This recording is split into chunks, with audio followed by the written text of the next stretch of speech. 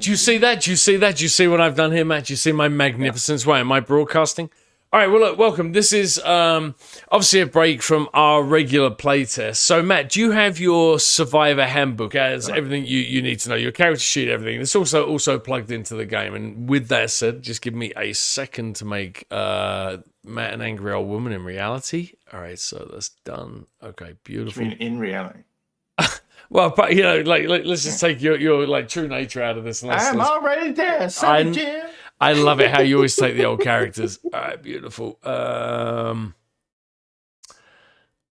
right, beautiful. All right, so let's get rolling. So, just a little bit of background.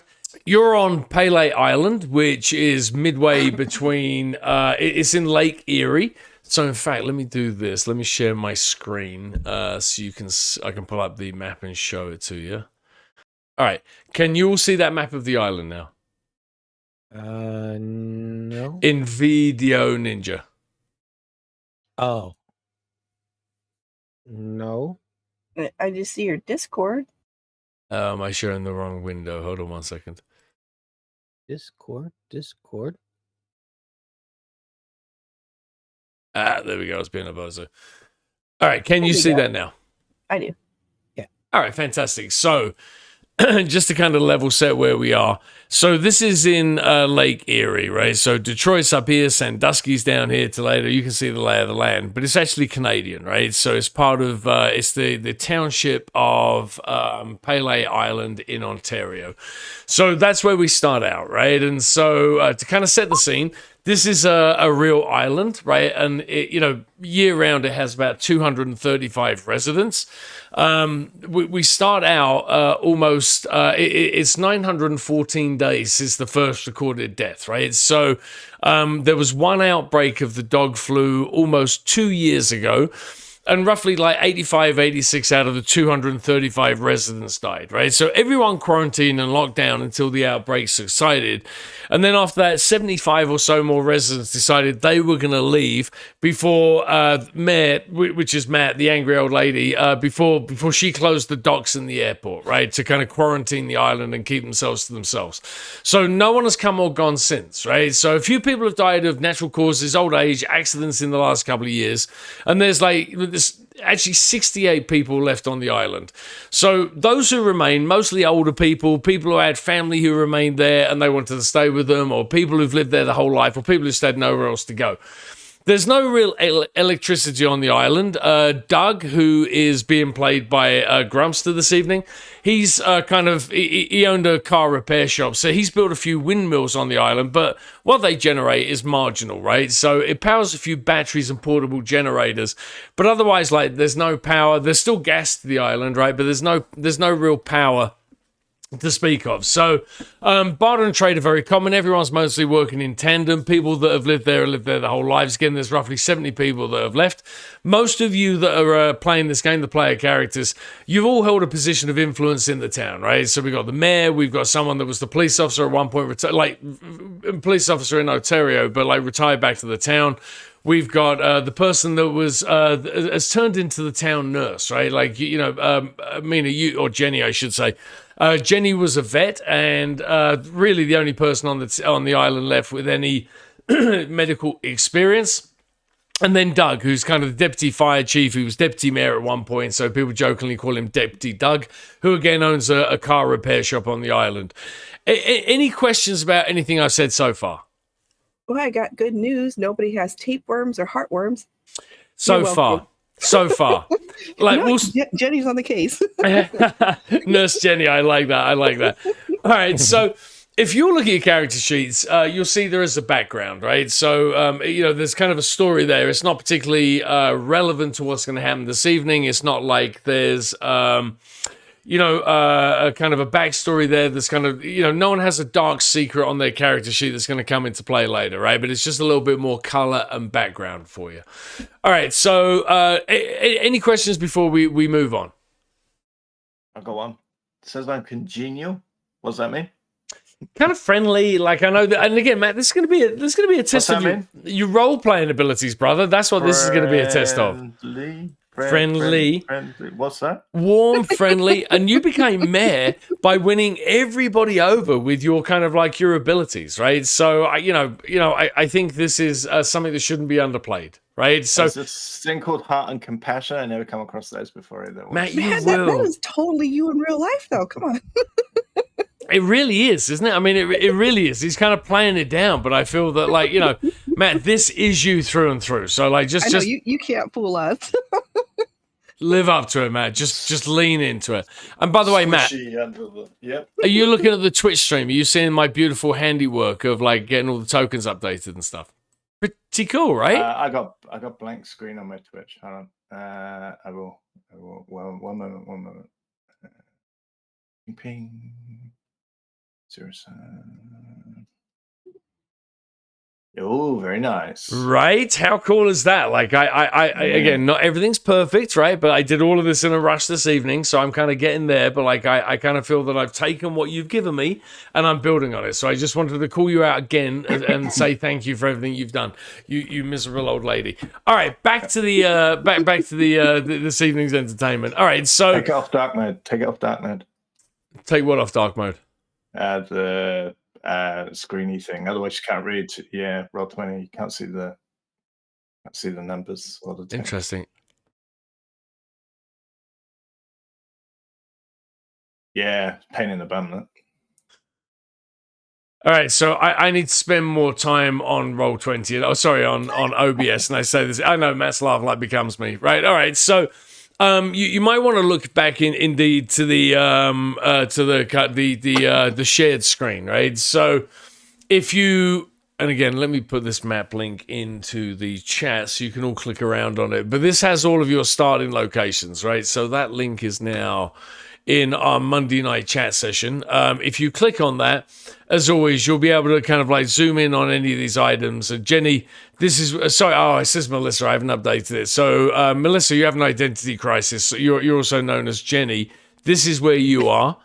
Okay. Doug, this is where you start this evening. Martha, you're at home kind of cursing the world in your vineyard here, and I hadn't realized until earlier this evening this Martha's vineyard, but unintentional, right? So that's I was going to ask about that.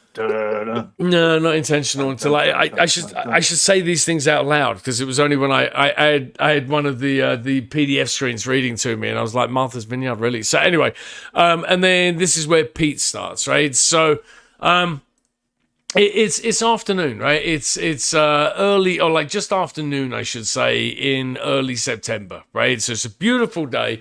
You're all doing whatever you would be doing normally on a September morning, but you hear a plane flying overhead, right? And it just causes a stir instantly, right? As soon as you hear it, like you get that feeling in your stomach that something's happening. This is the first contact in almost 2 years with anyone. And that's a sound that just sounds very, very foreign at this point, even though you used to be very familiar with it coming in and out.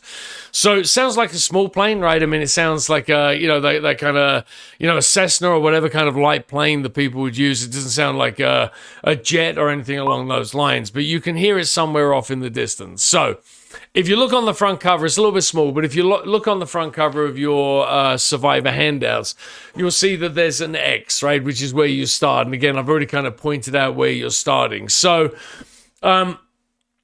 it's...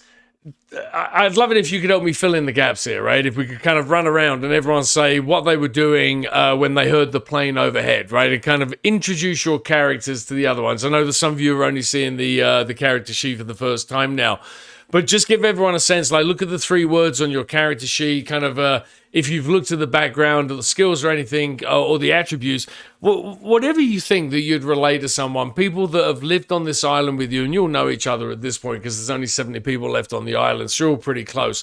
Just take a minute and run around and talk about what you're doing when the plane comes overhead and what the other players would know about your character. So, Matt, let's start with you. Mayor Martha. I assume I will have put a couple of other people in charge with me for stuff. Have we alienated ourselves? It says that we broke off sort of connection with everyone? Are we fortifying that, or are we just? Why don't you tell me? Nobody can come. Well, I'm congenial, so I'm saying Sure. we allowed people to leave. So, but no one's tried to come back. What comes on? Yeah, so no one's tried to come back, right? So there's no fortifications, there's no protocols to speak of, right? Like, I mean, 2 years you kind of shut down the airport. No one's listening in on the radio. There's a few high-powered radios on the island, right? You know, like in the airport itself. There's a dock. There's a municipal center with the mayor's office and a police station. So there's areas that have like radios and stuff. But like no one heard anything during the monitoring while you guys were listening to it. Like nothing was ever heard, right? So no fortifications unless you feel as mayor you may have done otherwise or done more. Does it look like it's coming to the airport, the plane, or is it just overhead? So far, you're not even sure where it is, right? You can hear the noise, but like whether or not you're still in your house, right? So, we'll have you come out and kind of like take a walk and go to towards the sound in a second if you're so inclined. But right now, you don't even know where it is. You just know it's overhead. I think I'd be calling Dippity Dog and seeing if he can hear it too. Well, when you say call him, like you're at your house here, let me just put that in context, right? So you said we had a radio, yeah. So so if you have a walkie-talkie, or if you decide you want a walkie-talkie, then you and Doug have them. Okay.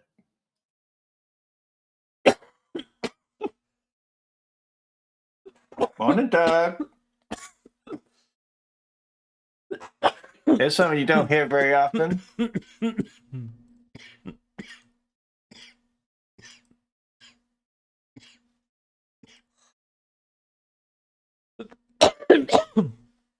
So you haven't picked up.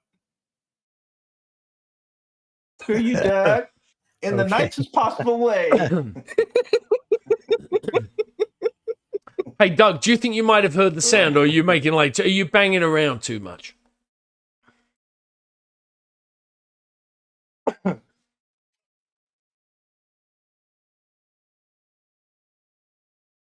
Who's our most able-bodied person? I should point out, if you look at the screen, Martha, I mean, you're minutes away from the airport, right? I mean, Pete, I just. So, in the Roll20 chat, I just put a link to Google Maps, right? So feel free, but I mean, you could walk from side to side in from top to bottom where Jenny is to get to where Pete is probably 20 minutes. Small place, really small place. What's Pete? Say it again. What's Pete? Oh, if you look at the screen where we've got the map up at the moment, so Pete's here. Pete Alphas, that's Gary at the moment, or Zero. The other Zero. What is he? Oh, Pete. As in, who is he? Well, hold on a second. So let's go back to what we were doing. So, Martha, before we get back to the plane, what do people know about you? I'm mayor. I'm quite affable. I run a vineyard. I'm very pleasant to everybody and can maneuver around conversations about most things, really, which when everything felt crap, actually before everything felt crap, I was sort of becoming mayor because the previous mayor was retiring. And because I'm approachable and I'm good at decision making, so and I have all the wine, so that makes me very popular. I became mayor.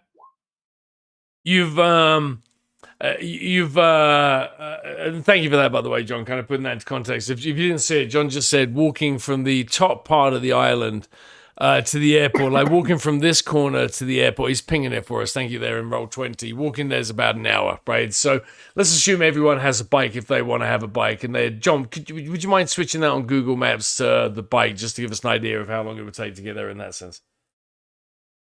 So it's about 8 miles in total, 10 miles in total. All right. Yeah. Yeah, full on. All right. So, hey, so let's go to Pete. So, Pete, what are you doing, and what would other people know about you? All right. So I guess the island's a little bigger than I thought. I was gonna say I was taking my daily walk around the island. Figure that would be kind of neat to do. Walk the perimeter. But you know, may- maybe if that's like 3 hours, I can do that in a day. Beautiful. So you're on your walk around. It's a beautiful island, right? If you Google it, And there's a ton to see there, right? So there's down in the bottom left, there's a fish reserve down here. And then over here, I forget what this is, but this is a bird observatory, right? So it really is like a beautiful place to be, right? And there's a lighthouse right up in that corner. So there's a lot of areas you wouldn't have to do a walk of the whole. I mean, you absolutely could, but there's a lot of areas that you could just wander to kind of relieve the boredom and just kind of like be one with nature. well, I thought it'd be kind of neat, like that'd be my thing, like just to walk the Beautiful. perimeter of the island, just watch. I like the ocean, I like the waves, I like the sound of it all, and and I'm walking my dog Noodles, my King Charles Spaniel, What 10 years what old. what is it? What's the dog's name? Noodles. Oh, how funny! So we have a cat called Noodles. So like I wait, you have a dog. Yep, I have a dog, and somehow he managed to survive the whole ordeal. He's okay. He's good. You're an ex-policeman. Is it a canine unit that's highly trained? No. He's Okay. a King Charles Spaniel. He's a lap dog. Okay. All right. Perfect. He's my Okay. buddy. Okay. So, all right. Perfect. Thank you. This may cause some tension with other people in the island, though. No. Well, I found the source of the tension, and I broke their legs. Oh, I like that. Okay. Yeah, that was probably the easiest way to go about it. Truly. I think Martha would have rounded up anybody that had dogs and stuff, and we would have had that out at the time, and she would have said, okay, well, as long as we keep ourselves isolated and the dog can't catch, but that means we can't have anyone new on the island. Yeah, and that's kind of been the plan all along, right? So you closed it down because, again, like you just didn't want anyone coming in, right? You just didn't. You wanted to kind of control the input to the island. But that means he can keep his dog as well, because You're in charge. there's no new incoming stuff. Well, you're in charge, so yeah. I mean, genuinely, right? You can do what you want. It's the benefits of being the boss, right? So, all right, beautiful. So, Pete, what would people know about you apart from the fact that you like to walk the island every day? I'm a nice guy. I like to whittle. I like to take wood carvings and whittle them up. I don't warm up to new people, but I guess I haven't been any new people in a while, so I guess that hasn't been observed in a while. But if there were, I probably don't warm up to them too well. I don't back down from confrontation, and I'm pretty quiet about things. I don't go around talking about myself. I keep to myself for the most part, but I'm there to help and always there to lend a hand. So it's well known that you were a policeman previously. How much do you talk about what you did, and I don't think I even wrote it on the backstory. I don't know that there's much I don't detail talk about it at all. Is that because you hate it, or because you just want to leave it behind you? Why is it that you don't talk about it? Yeah, I don't like the memories from it all. Fair comment. All right, beautiful. Thank you. So let's go over to Jenny. Jenny, you're in your house. Why don't you tell us what you were doing when you heard the plane sounds and what people might know about you? Yeah, I was a former vet, and I'm really skilled at anal expression for animals. On but the citizens on the island aren't really too keen on it. But I do my best to try and help out medically. And since we're all isolated, I'm trying my best to, I guess, come up with medicines too, like natural, to try and add to what we have. Like holistic medicines, like plants and stuff. And I'm trying to make tinctures and stuff like that too. To it's part of my pharmacology background. Growing some of that tree that makes the aspirin. Yes, which is willow, salicylic acid. And that's right. I knew you would know it. Yes. So yeah, and that's what I do. So mainly I do a lot of foraging and trying to find things that could be used medicinally. Beautiful. Thank you. And did you kind of gave a breakdown of your character. Thank you so much. So lastly, let's go over to Deputy Doug that was busy working on his cars. So I think we already know what you were doing, but maybe you got something more specific that you were working on. But why don't you tell us about yourself, Doug?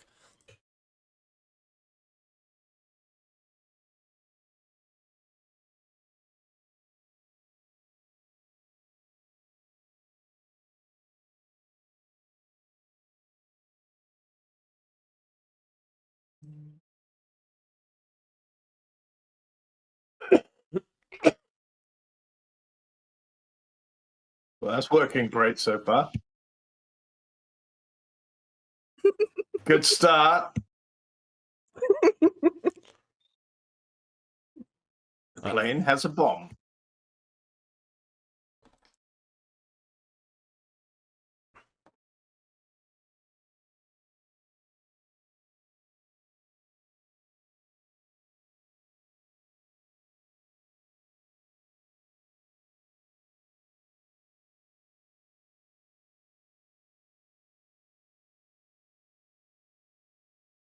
Beautiful. Sorry, I was on mute there. So beautiful. Thank you all for that. So, I with the exception of Doug, who's banging away on his equipment, is it fair to say that you all either come out to look for the plane, or in Pete's case, you're kind of looking up the sky looking for it while you're on your walk, presumably? Yeah, it's curious. I guess that doesn't happen every day, right? Yeah, no, it hasn't happened for at least 2 years, right? It's one of those foreign sounds, like where you listen to it and you're like, oh, I kind of remember that. It's an airplane. I'd forgotten all about it. They were high up, right? They weren't coming in for a landing, were they? No. I mean, so far, you have all tried and spotted it. So why don't you all make a perception check?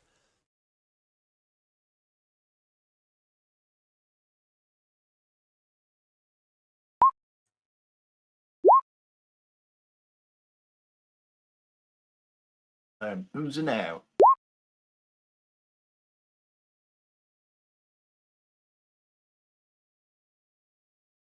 Yeah, so, wait, Doug, now you're out of your house? Hey, Jenny, can you make apparently, Jenny, can you make, that sound was just too much to ignore. Jenny, can you make a roll for us? A roll? Yeah, perception. Oh, I already did. Oh, did you? I didn't see it in the list. I was number Oh one. my gosh, you were the first one. Like, I saw Pete's come up. I assumed he was the first. Snuck Yeah. in. So as you, I mean, yeah, like, I mean, you're able to see it, right? And you're able to hear it, and you see through the clouds, right? Because it's a beautiful day. You finally see a plane, right? And it doesn't seem to be coming into land, but it's circling around the island, right? So it's not passing overhead completely. You do get the sense that it's kind of like coming around the island, maybe kind of like viewing what's going on, or like, you know, doing a reconnaissance or whatever you call it. Pete, stop sticking the V's up to the plane. Doug, do you have like a flare gun that you could fire at the plane as a form of self-defense if it comes close enough? He's saving it for the shark. Yeah, for the shark. I love it. So the plane circles for a little bit, like a couple of minutes, right? It comes close and it does like a pretty good circle of the island, but then it flies off, right? And it's heading south, right? So it's heading back towards the US. You're not sure if that's the direction it came from, because when you identified it, it started to do its circle of the island, but it's heading south back towards the US. Those damn Yanks. Call me Snake. It's a goldfire. Sorry, Matt, what were you saying? I just called you Snake, sorry. Oh, thank you. I hope it was with love. All right, beautiful. So that evening, you're all kind of left to wonder, you know, what this could mean. So that evening, let me switch scenes, and hopefully you can see that. So there's. So again, like the island has kind of like got some form of kind of like, you know, society, or kind of like knitted itself back together. So today happens to be the birthday. Like the on the map, if you look at the screen that I'm still sharing, there's a the Dog and Goat, right, which is a bar. So the owners of that, which is Alex and Alexis, like a husband and wife, they had nowhere else to go, right? So this has remained like a really kind of like a center, right? They still open up every evening. They trade for like goods and services, right? So they've still got a kitchen. They've still got like a bunch of like supplies of gas. So they're kind of frugal with how they use it. But they, lots of evenings they'll have kind of like this evening. They're having kind of an event to celebrate Alexis's birthday, I should say. So, Alex, the husband, is throwing a party. Everyone is invited. Most people are bringing something. He told everyone to turn up at sundown. People are working in the kitchen to produce food. So, again, people have brought everything. And again, almost the whole town is there. So, unless you guys have a reason why you wouldn't go, you're all in there and you're all sitting around the bar. So, I'm not sure if you can confirm you can see the screen. You guys are all sitting around the bar at the moment. Martha, you should be more amicable and get up with people. But do you all see where you are? Beautiful. So, Alex is talking to everyone, right? And he's a little bit drunk on the wine that he buys from Martha, right? And so he's talking to everyone and asking you all, Solid Snake, yeah. So, first of all, like, help me understand. So, did you bring anything this evening? Like, what did you bring? Did you bring supplies, food, booze, a gift, like some patchwork? Did you read her fortune? What have you guys doing this evening as you've come in and sat around the bar? How are you helping celebrate her birthday? I brought the red solo cups. Oh, very nice. A hidden supply. Very nice.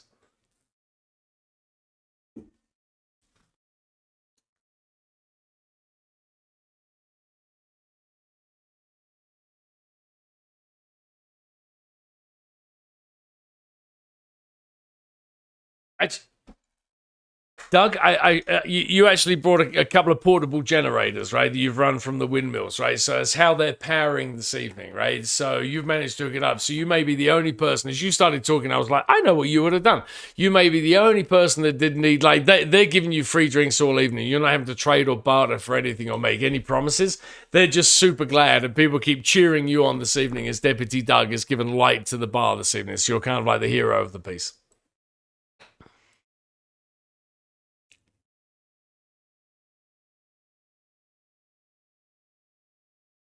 Oh, you're such a loving soul. So all right. So, Jenny and Martha, what did you both bring this evening? And like what was your contribution to the night's festivities?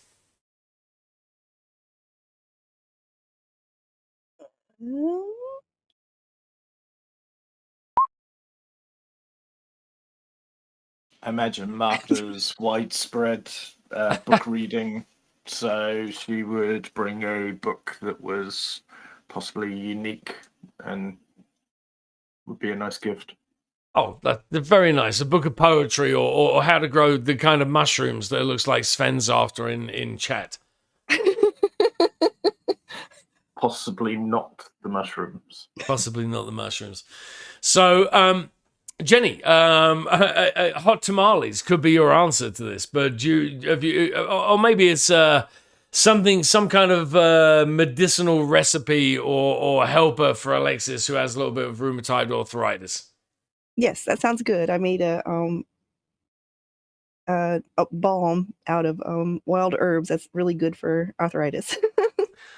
So, Alexis is not as grateful as they are to Doug, by the way, but she's super grateful, right? So, this is the most thriving evening, right? You're all kind of like having a lot of fun, and this is you've had other celebrations for like Christmas and so on and done different things, but this feels really good, right? I mean, this is like the most like festive and like the happiest you've seen people, and there's a ton of people there, and again, like everyone's really celebrating, so it's a very good vibe to the evening.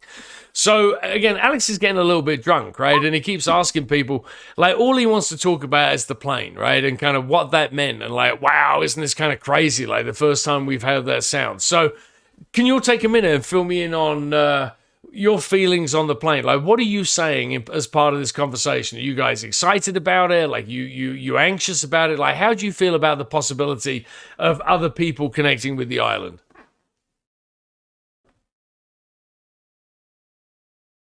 Maybe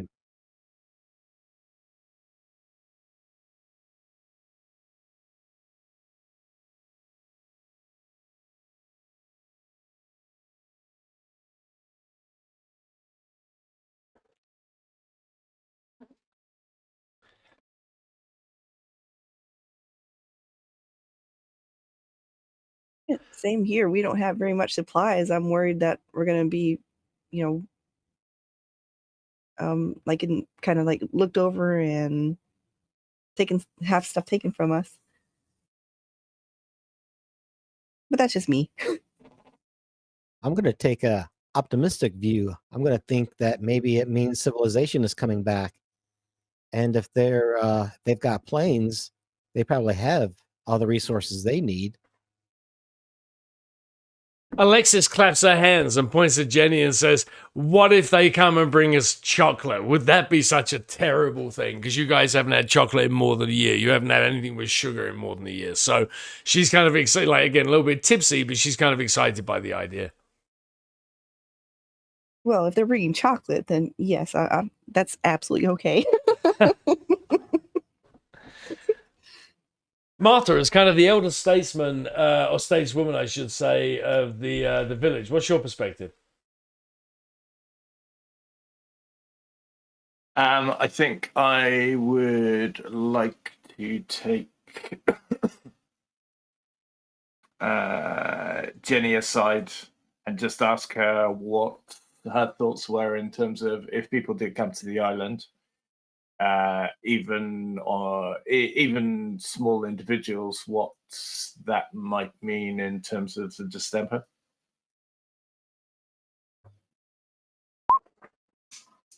I guess because 2 years of not talking about any of that and not seeing anyone else would kind of let things go a little. Jenny, I'm conscious that Pete, for example, has a dog that might go rabid overnight when people turn up and then bring the distemper back, So Jenny, if you're back from your chocolate run, haven't done yet. Oh, okay. Let's have you. If you Alt and double click on the Jenny token, it'll bring up your character sheet. So if you look on your character sheet, you'll find first aid, surgery, pharmacology. So make a pharmacology or a first aid roll. It's your better skill. Do you see that? Yeah, I'm trying to find the pharmacology. It's under medicine. There you go. There you go. Okay. Wow. Oh, wow. Someone just ate the poison mushroom. I swear, this is the safe one. This is the edible one. So the liver melts away. It was actually a moment of low insight, right? So it means that because you got a double one, if you get a double one or a double six, not only do you get an insight dice, but you also get like something either went so horribly wrong or something went so astoundingly well that you learned from it, right? So that moment of low insight, all it really indicates is that you have no data, right? You're kind of like, yeah, like no one knew anything, right? When we closed off, it was just after the first outbreak. TVs went off like pretty soon after that, right? More than 2 years ago. They went off, I think, in the August, right? First infections in the March. There's no more TVs. There's no word from the outside. Jenny just throws her hands up. She's got no idea simply because, again, like she has zero data to base it on. So she looks over at Pete's dog and she's like, first thing we might know is Jenny is a vet, so she'll know, right? So she says to you with the certainty, like, if I know Pete's dog. What's your dog's name? Noodles? So she knows Noodles really well because it's one of the few pets left on the island. So she gives it personal treatment and care. So she'll know straight away. But she says to Martha, that might be the only early warning system that we have is if I see that dog losing his mind. Yeah, old Yeller. Not sure how he'll feel about him, about the dog being a canary, but okay, well, that's a start, I guess. I know Jenny's mind. That's exactly something she would say. So Alexis, she continues to just like talk about, like, as the evening goes on, like it's a lovely party, and it starts to wind down, and you'll kind of drift away. But like the evening's all been, most of the talk has been about like the old days, right? When Alexis has been talking to people, she's like, so if you could have 3 wishes as to what people would bring, what would they bring, right? So everyone's kind of like, Jenny says antibiotics because it means it would be a little bit easier, and like everyone's got a different idea for what they would bring. Excuse me. But Alexis keeps the mood light, right? Because it is her birthday after all, right? So she kind of keeps the mood light and upbeat, thinking about what could be and the possibilities of people coming in. Anyone got anything they do before the evening's out in the bar? Like, any conversations? Oh, chocolate for real now. Enjoy. Anyone got any conversations they want to have or anything they would want to do before we fade to black on the evening?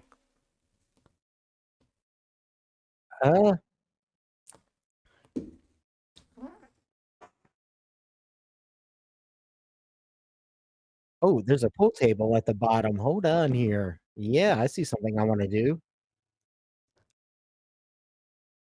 I'm gonna see somebody's up for a little 9-ball. A little snooker.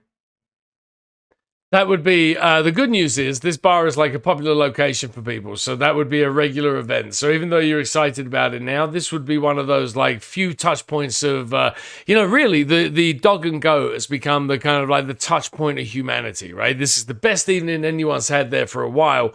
But this is like the most common congregating place just because Alex and Alexis kept it open after the pandemic.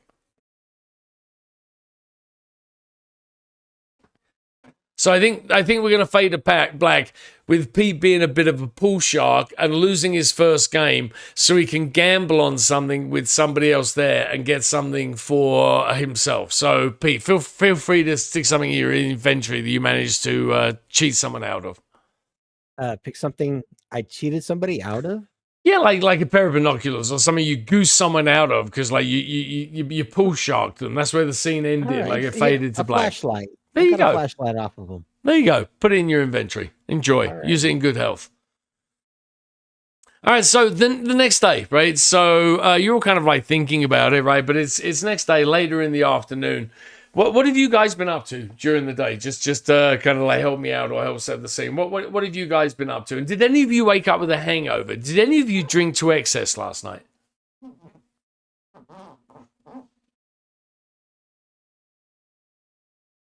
Not for Martha. I had a couple, but I had to keep my wits about me for the game. Funny. All right, so just responding to Odd in the chat and letting him know that you brought a dog with you to this evening's session. All right, so what are you guys up to? Martha, what are you up to? Jenny, Doug, Pete, what are you all doing today?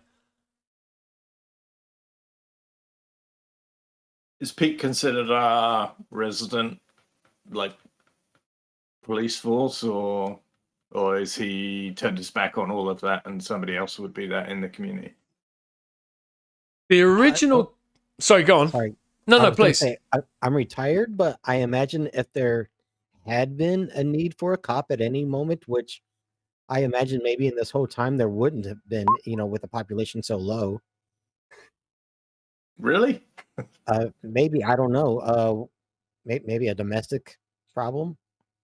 So you've certainly helped keep the peace, right? So to your point, right? There haven't really been any incidents of violence, right? People that say they're, like I say, mostly older. There's been some arguments, right? But Pete, the original, whoever was the policeman, he was one of the people that left just before Martha closed down the ports, right? So Pete really has become kind of the de facto voice of authority, you could say, in the town. But there really hasn't been a need for cops. There really hasn't.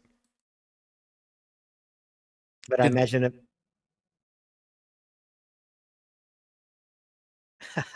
I would agree with that. But I imagine if there is an issue, I'm probably the guy they call first. If there is somebody to call. It's a little bit like, I don't know if any of you have seen Sea of Love with Al Pacino, but he does this whole scene where he's kind of like, oh, everyone hates the police until you get robbed, and then we're everybody's daddy. So I think that's kind of like Pete's attitude here, right? Like, no one wants the cops until you need a cop, and then we're everybody's daddy. No, I'm just Noodles' daddy. Come here. Give it You're retired. You left it all behind you, except your gun and your badge. All right, so Pete, are you out? Sorry, Pete, what did you say you were doing? Were you out on your walk, or what are you up to? Sure, I can do my walk. Beautiful. Why not? Doug, what are you up to?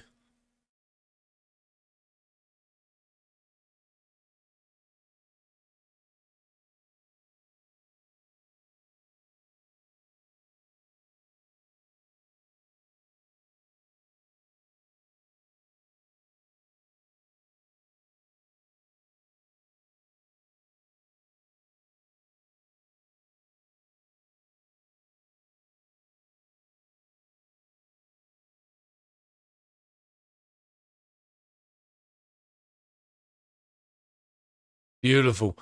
So, Martha, what have you been up to? I can't hear Doug because I'm out wine tasting. Just Sorry, can't hear you. you're just snozzling grapes down. Out here. I think Martha will always, if she's doing nothing, just be out on the deck if the climate is fine, and just with a glass of wine and a book in hand, just looking over and watching the grapes grow. But given this has kicked off, she kind of wants to. I feel like Martha would have had a plan for this already. She seems kind of organized and sort of nuanced for this sort of stuff. So if anyone was coming to the island, we would have a plan for that stuff. It said we organized the getting people off. So Yep. I assumed she would have a plan for if anyone wanted to get on. The difference with it would be we wouldn't be expecting it to come by plane. We would expect it to come by. Well, we would have expected it to come by boat.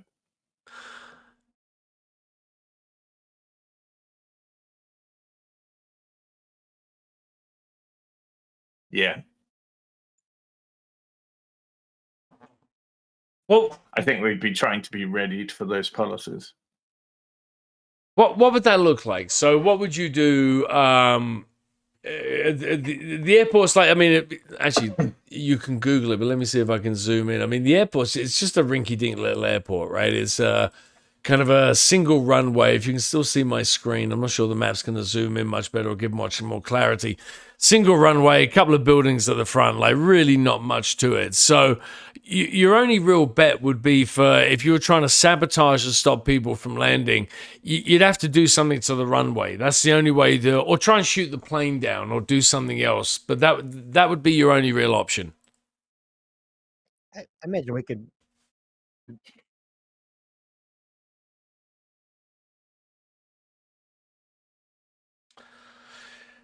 You know, so I would leave that up to the group, right? I mean, there's no real authority, right? There's a lot of goodwill towards Martha because she really did do a great job of leading throughout the kind of the whole like affair, right? And kind of, you know, people kind of credit her with the fact that everyone's still alive and the whole world seems to have died.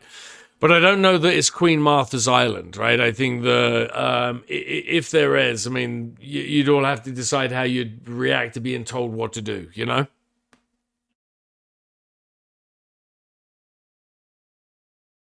Yeah.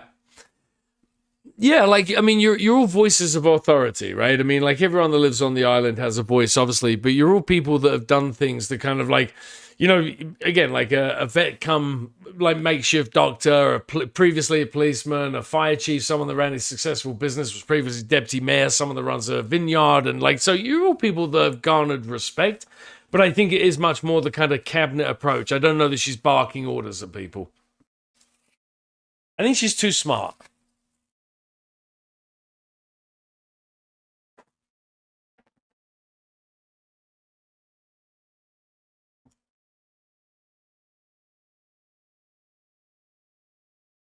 Given the place is so small, we'd kind of know where anyone was showing up. Yeah. Yes, 100%.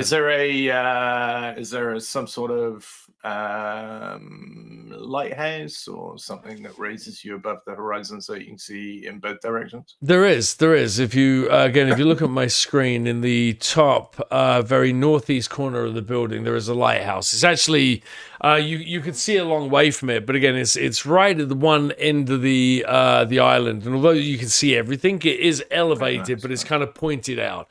Now, I should also point out, like down to the municipal building, and even at the airport itself, the airport does have like a little airport control tower, right? So if you're looking to get elevation to see, I mean, that's probably the closest place, because again, looking at the map, your house and the airport are just minutes away from each other. So that would be the closest place for you to get some kind of elevation, because it's at least as big as the lighthouse, if not like 2 to 3 stories high, you know? I don't think Martha would be doing that. I think Martha would have someone in, like the place in general.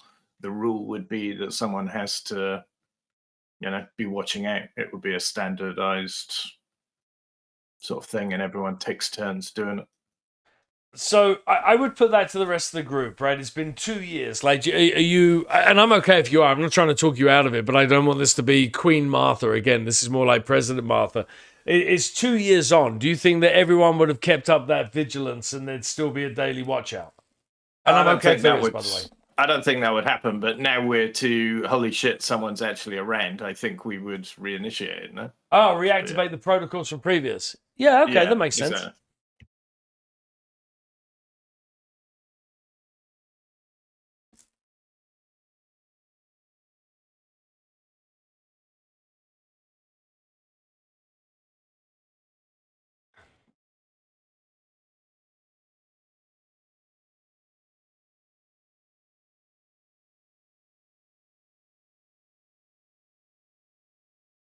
Well, did we want to block up the runway? Are you there, Pete? Like, I don't mean that Yeah, facetiously, did but you hear me? yeah, no, but I mean, did you wander over? Have you wandered over to Martha's, or was this part of the discussion last night? Are you there with Doug while she's discussing this? Was really my question. Oh, I thought everybody was here talking. No, like that's why I was asking what everyone's doing. Doug kind of wandered down. I asked earlier if you, and hey man, if you've wandered over there, like I have at it, right? I mean, maybe you, Doug, and Martha agreed to meet at her house the next day. Like, have at it. Like, I'm not saying you're not there. Oh, we agree to meet up every night. I think Doug came to my place, didn't he? Oh, you say that with some certainty, like that's a regular thing. Huh, okay. Yeah. People know where I am because there's a fucking great vineyard. You're kind of the center of the town in some ways, right? I mean, the Dug and Go is where people go, but like geographically, you're pretty close to being the center of the island, I should say, not the center of the town.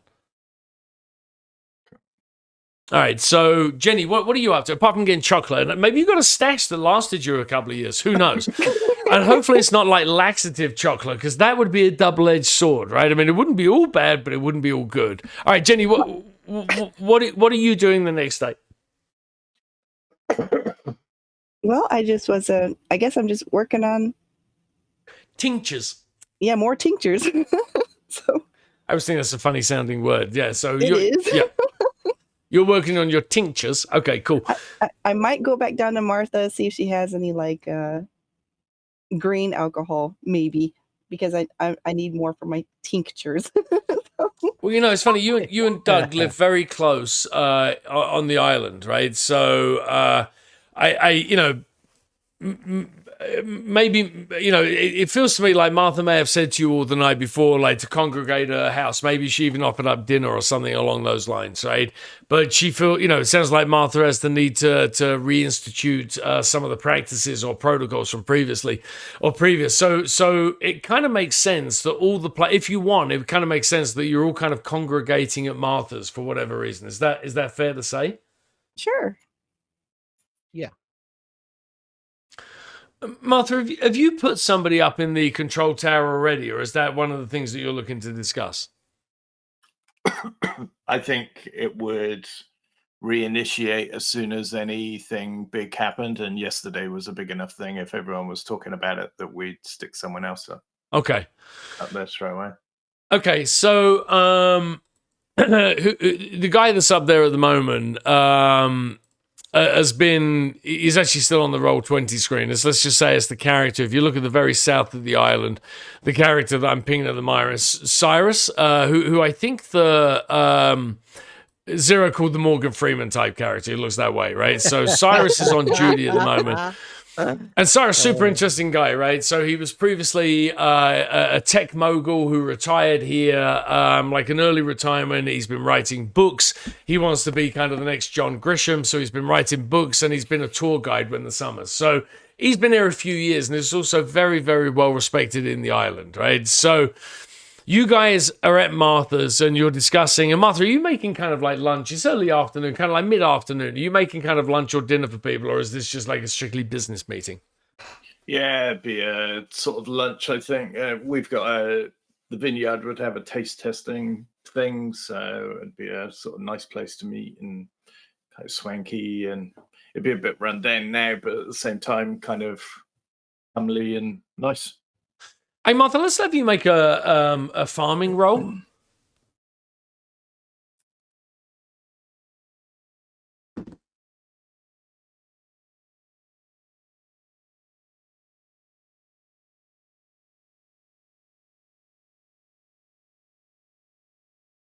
Any Simo? Yeah, +1 because the town's small library was available to you.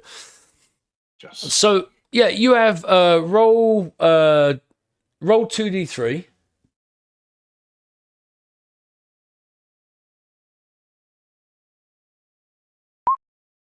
So someone that was leaving the town had someone that evacuated from the island, I should say, had some cows, right? So you've converted an area of your fairly extensive farmland into kind of a cows grazing area. So you're able to you're producing cheese, and like you can get some like cow's milk and so on. So you're that's another as you're serving things up to them, you've actually got some fresh cheese to offer to them. So you can make it kind of like very congenial, I think was the word you used. Yep. All right. So as you guys are gathering and talking about the preparations or the things that you would need to do, you hear the plane again, right? So you hear off in the distance, and someone's talking, and somebody else shushes somebody. But within seconds you'll realize it's that sound again, and just as you realize it's the planes coming back, the walkie-talkie that you've got, Martha, comes to life, and it's Cyrus who's up in the airport, and he says, "Hey, I'm up in the tower. You can probably all hear the plane, but I think it's coming into land again. Oh, it's coming into land, I should say." Does he say it in a Morgan Freeman voice? He does say in a very... It sounds almost like it's the voice of God in some respects, right? The way he says it to you is so fucking smooth. It's like drinking caramel, right? So in your ear. So yes, he says that, and he says, like, Martha, you should probably get over here if I'm right? So the plane is still circling overhead. Cyrus may or may not be right, but as you come out of your house, Martha and company, you do see the plane, and you can hear it very clearly. The life of a plane transcends time. All right, so what are you guys doing? I'm gonna. Yeah, I gotta go check it out. Yeah, I guess I'm going down there too. Yeah, so you may have brought like ratchets or whatever. So you'd have, I think it's makeshift. I don't think it's actually in the rules, but it's in the most. I don't think it's programmed in. You'd have a makeshift club. All right, so as you head over there, right, it's kind of a commotion, right? I mean, you see a bunch of different people heading to the airport. There's a lot of people on bikes, which is becoming increasingly common. There's maybe a couple of horses on the island, right? But like most people using bikes to get around. So you're seeing like a bunch of people that are converging on the airport because it looks more and more like the plane is coming into land. So Martha, you have a twinge of regret that you hadn't acted on your plan to blockade the runways, right? But if you can see now in roll 20, you should be able to see the airport, right? So you're there. Oh wow! Yeah, the plane doesn't quite look like that, but I Came in on a B-2 bomber, huh? no, this was all a very short notice. I ran out of time putting this all together, so I need to find a more appropriate. But yeah, heavy metal. I need to find a more appropriate picture before I run this again. So you guys are there, right? And you know, because you were so close, right? You're some of the first people there. Cyrus is up in the tower. Let's put him off over here. And you can see it as you're coming, as you're kind of like all approaching. The plane is obviously coming into land, right? And so I don't know. I mean, is there something would you try and do something to stop it when it looks like it's coming into land, or do you think you would let the plane land? So what kind of describe the plane? What is it big? Is it like how many people does it No, look like? it's let me bring it up in the window so you can see it. It looks very close to this. So if you look on the screen that I've been sharing, so like a Cessna, right? I mean, it looks like a small plane. Whether it's this or like something a little bit bigger, it's probably at most like 4 people. Yeah. All right, I think we should let them land.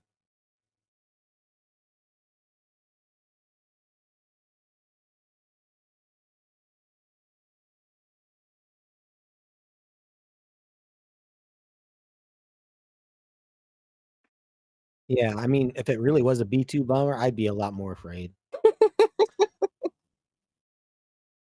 Yeah, I need to find again a more appropriate before I run this again. I should also say, this is the first time I've run this, but I've done a couple of interviews, and 3 of the streamers that I've done interviews with are going to do a playtest and stream this out while they're playtesting. So I'm playtesting this with you, a known friendly audience, so I can tidy it up and then run it for those guys as well.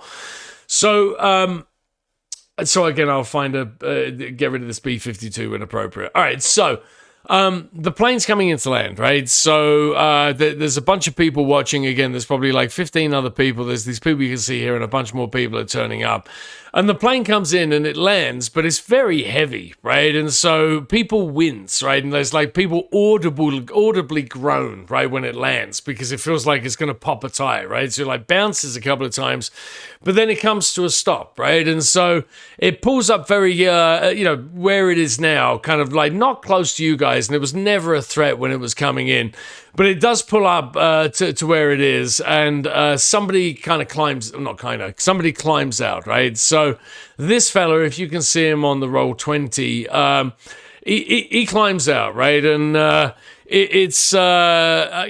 he comes out and he's got his hands up almost comically, right? So he comes out and he's smiling at you. He walks forward. He's walking very slowly towards you. He has a gun on his hip, but his hands are up in the air and he's smiling at you and he's not making any hostile gestures. He's just trying to get within voice range of you, and the plane's all powered down, right? He's just trying to get within, talking or shouting range so he can have a conversation with you. So he doesn't seem to be making any threatening gestures, but he gets to about here and he stops and he shouts, "Hello, can you guys hear me?"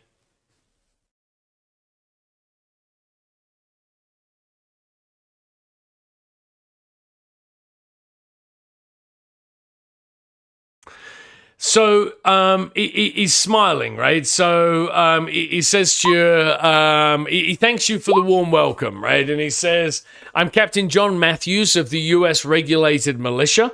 And he says, "I don't know if it's you, but I'd be very grateful if one of you would take me to your leader." And he's kind of like smiling while he says it, and again, being very, very non-threatening.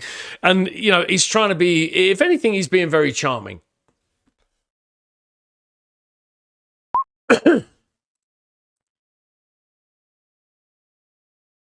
He points to the plane behind you, and there's enough light still, right? I mean, it's not dark, right? So there's enough light that you can see that there's nobody else in the plane. He says, "No, I'm all on my own." He said, "I'm happy to tell you what I'm doing." He said, I don't have any secrets, but right now I'm part of what we call Survivor Squad. So this is my plane, and I'm looking for survivors to reconnect them." And he asks again, he looks at you, Doug, Doug, I think it was you that asked the question, but he says, "Doug," or doesn't know your name, but he looks at you and says, "Are you the leader here?"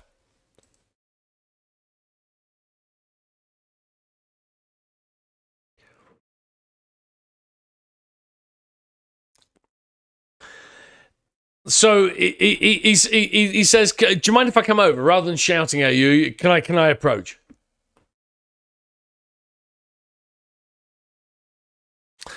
So he heads on over here. And again, he's got his hands up the whole time, right? And he's really not looking very threatening. So he walks over to you, and he stops short of holding out his hands, right? But he says again, "I'm Captain John Matthews." Again, references that he's part of the survivor squad, right? The U.S. regulated militia, and he says, "Well, look, I'm here for a reason. Is there somewhere we can go that's private? You can bring anybody you want." You said that whatever you just said to him, you alluded that you're part of a leadership team. He said, "I don't really care who comes, but I need to talk to whoever's in charge. Can we go somewhere a little bit more private than this open airway?"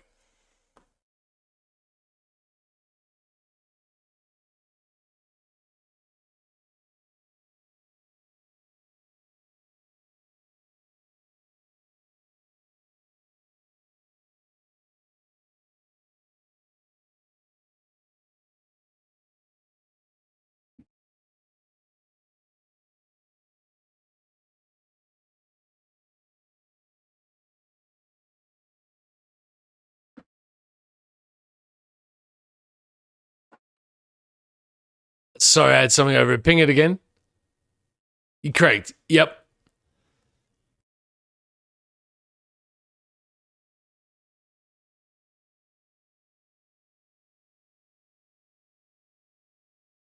Is that the tower? Yes. You say? I come over. I say, how about you take them along with Martha and go show them some of the island.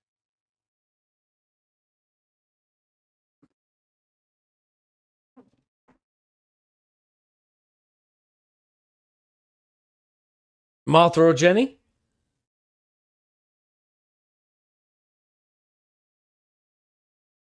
I'm sure John would love to see it. He looks at you and he smiles. He looks at Pete when he says, wherever you're taking me, is there any food there? Because I don't have any supplies, and it's been a long day. I would love it if you guys had something to eat. I would be forever grateful if you guys had something to eat, he says. Oh, was Martha gone?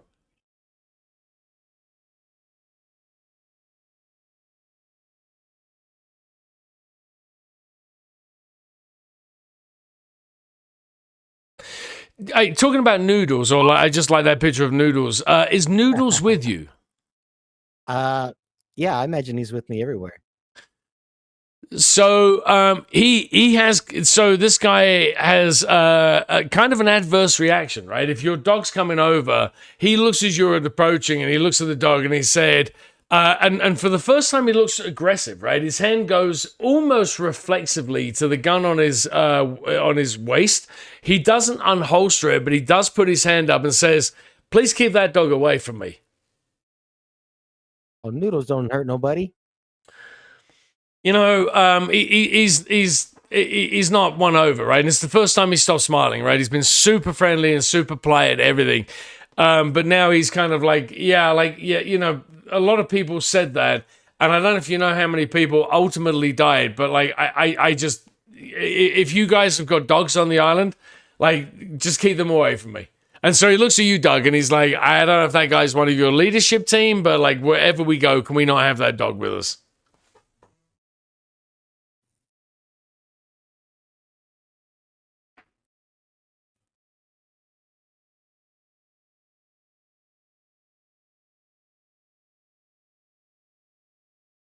He looks down, right? He realizes, like, as you come up and you're a little bit threatening, he realizes that his hand's on his gun, and he puts his hand very up slowly in the air, and he says, he smiles again. He was like, that was an instant reaction. He said, best guesstimate is that like 90% of humanity's gone, and it's gone because of dogs. I haven't seen a dog in more than 2 years.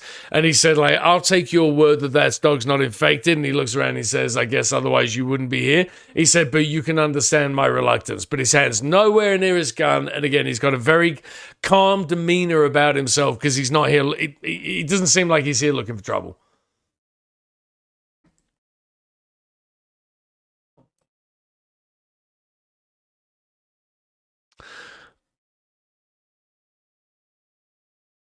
Is Martha back? Yeah, Martha sniffs the air and says, "Oh, I haven't smelt that smell in quite a while. Testosterone."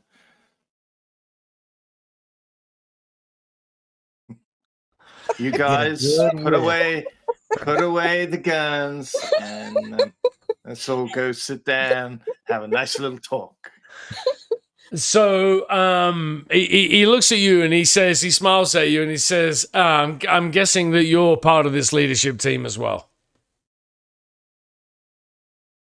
If you can call it that, sure I am. Let's go talk.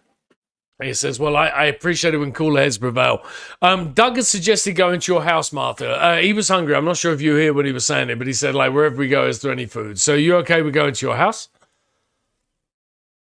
How much are we gonna uncover by going to my place? Like, I mean, I don't want to be giving too much away.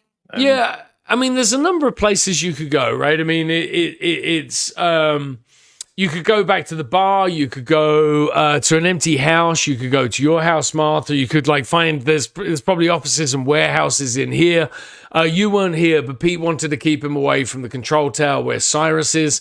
So like feel free to suggest a location where you'd go. But again, like I mean, what would you be showing him if he sees your house? I think we just go to the open part again where we have the wine testing. So we're not showing much. He just knows we've got a vineyard, and I'll say over the radio quite specifically to Cyrus. Cyrus. Yeah, Cyrus. Y'all keep a watch out now. Yeah. And did you say you were taking? And he says he doesn't have a southern accent because he's from Seattle originally. So he kind of like he's like he says it almost like jokingly back to it. You hear, right? So he acknowledges what you said.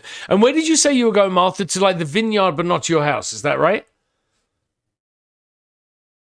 I think vineyard open house, so the wine tasting place, because that'd be public area anyway, and wouldn't be showing much. Yeah. So You may, if you look at Roll20, you may recognize this map from Chase. There's a girl running away from it. I know. Shut up. It's all beautifully repurposed, right? So this is Martha's Vineyard, right? And so this is the tasting area, right, where people stick around. There's like a seating area where they have more guests. So there's like, let's forget all the beds, right? There's no cannibals here, right? But everyone's, this is whatever it is. But this is her tasting area, come like storage area, come farm area, come distillery, whatever you'd want to call it. So you're not giving a lot away here. Cool. All right. We'll be nice and courteous and give him a sit down. All right, so I stay behind. By the way, I want to do some stuff after they're gone. Okay. All right, so Cyrus isn't here yet. Correct. Let me move Noodles got some business. That will make this guy much more at ease, right? Simply because again, like he's the dogs are a little bit weird for him. So, all right, so it's the three of you and. I'm guessing you'll just bring Pete up to speed, or maybe you leave a walkie-talkie open and he can listen to it on an earpiece. But right now, you guys are all sitting around, right? So he's kind of validated. He seems like willing enough to talk. Excuse me. But he's validated that the three of you are all part of, like, you're all trustworthy, right? That you're all part of leadership here, right? So he asks Martha. He says. This is a wine tasting area. He said, like, I'm guessing you're used to hosting guests here. Do you mind awfully if I smoke? And he pulls out a pack of cigarettes. And he as he says it, he kind of offers them open around. Like, if anyone wants one, he can have one. But he's asking you, do you mind if he smokes? Well, we're all going to die sometime. So he's very appreciative, right? And so... Martha, he mentioned earlier, and again, I'm not sure if you're here, but he said he didn't bring any supplies with him, and it's kind of later in the day. Do you have anything? Are you offering anything to him, like a glass of wine and some, cheese and crackers or whatever, your bowl of grapes or whatever? I'm going to offer him some stuff, but they're all going to be as if they're rationed. So it'll be a glass of something, but a quarter full, plate of something, but a quarter full, and just say, it's best of times, worst of times. Got to look after what little we've got here. So he seems to very much appreciate that, and he says, well, that kind of brings me to my point. So he raises his glass, he has a bite of cheese, and he says, yeah, this feels like luxury, and has a big smoke of his cigarette like he's French. So he kind of rattles off a bunch of stuff to you, right? He says he's military. He's part of the newly formed U.S. regulated militia. His job is to patrol for survivors and reunite them. They jokingly call him and his teammates the Survivor Squad. He says that basically the pandemic's now over. There haven't been any recorded deaths in months. He says the eggheads think there's natural immunity at this point, but he says, but then there are no dogs to put that to the test, right? So, he kind of like makes a snide comment almost about noodles.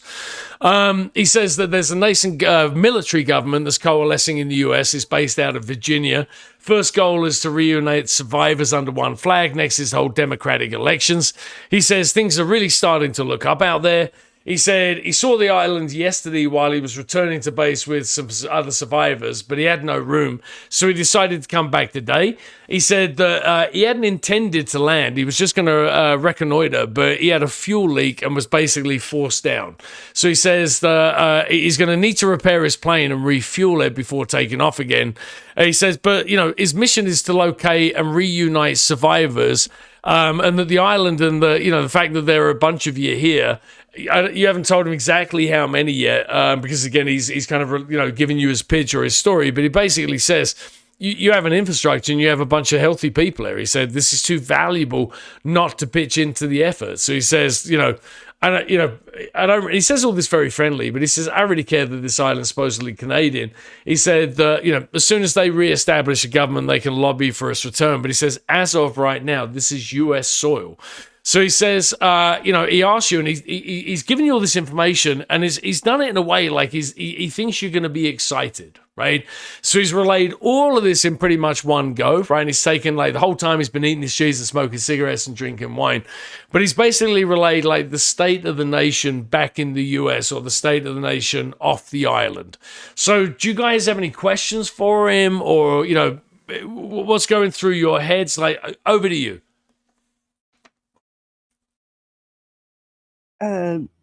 So what do you want with the island? He smiles and he's like, this is now part of the restoration effort, right? This is now part of the US and the rebuilding effort. He said, you've got natural lands here. He said, I flew over a couple of times. He said, you've got farmlands here. It looks like people are working the farmlands. He said, I saw a couple of farm animals in a couple of places. He said, this is, you've survived, right? The fact that you've been on your own for 2 years and you're still here. He says, that's what I'm expecting from you. He says, are you prepared to be saved? He said, the US, he said, I'm representing the US government. I'm here because you're now part of the restoration effort. That's why I'm here. That's what he wants from you. Well, what does that mean? I mean, yeah. He says that everyone has to pitch in. He said, he said it was a really close call out there with the pandemic. He said, he says the best estimates are that 90% of people died. He said, do the math. That's 7 billion people gone. He said, there's no supply chain anymore. He said, there's no nothing anymore. He said, people are pitching in. The government's created a couple of they're trying to serve the citizens again, right? He said that, there's a network of survivors, right? He said that he's pulling people together and him and the rest of his team. He said that, there are areas where people, he's much better than he's making it sound, right? But he said there are areas that they take people to, right? That there are kind of settlements, right? And everyone's pitching in and everyone's kind of rebuilding. He said basically what you're doing here, but at scale. And he says, so either you're coming with us and you're going to help us in that effort, or we're coming to you and bringing people here to speed up what you're doing on the island and help with the farmlands and take some of this back to other people. He said, basically, again, you've been discovered. You're now part of the survivors network. You're expected to pitch in and either go with them or people are going to come to the island. Yeah.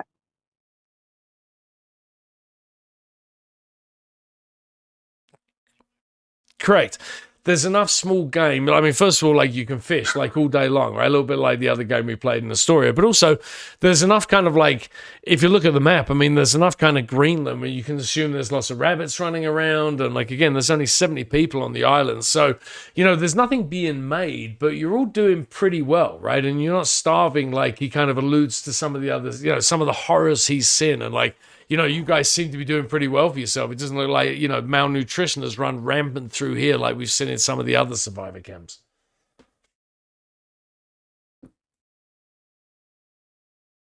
I don't know what to say.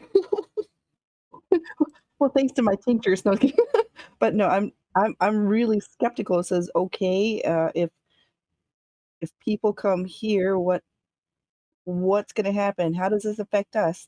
We're just a small community.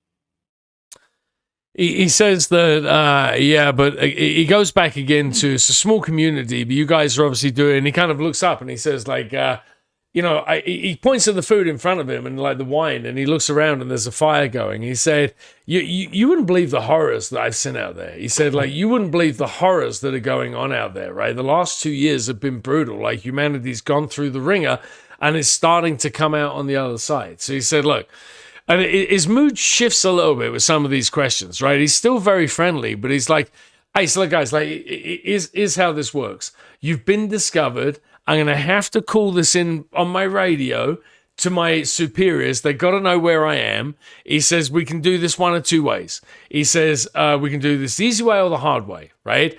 The easy way is you cooperate, right? And you offer up your resources. You open up the, you know, he's already asked you how many people are on the island. You've kind of like said a couple of dozen. You've been very vague in your answer. But he says to you, hey, this is too big a place with too small a population, and you're able to farm this land. He said, if we bring more people here, they'll be able to speed it up, and like you'll be able to pitch into the restoration effort. So he keeps going back to that, right? You know, like it's almost like your duty, right? It's kind of like he doesn't really understand why you're not willing to pitch in. He's kind of like, this is what people are doing. Like, we've got a government out there. The government's, you know, it's a military government at the moment. They're committed to holding elections as soon as possible, right? And again, like, everyone's trying to do what they can. So, Jenny, he's talking to you the whole time, right? And it's, again, none of this is threatening, right? But he is just, you know, kind of going through these reasons really almost by rote. And it all comes back to he feels this is your duty. Well, what if we don't want to be a part of it? He looks at Martha and Doug, right? Because you're both kind of being quiet, right? So he's kind of trying to gauge your reaction and see whether or not you've got the same line of questioning as Jenny. But he says, he asks you, and again, he's super friendly, but he says to you, wait, what did you do before the pandemic? What was your line of work?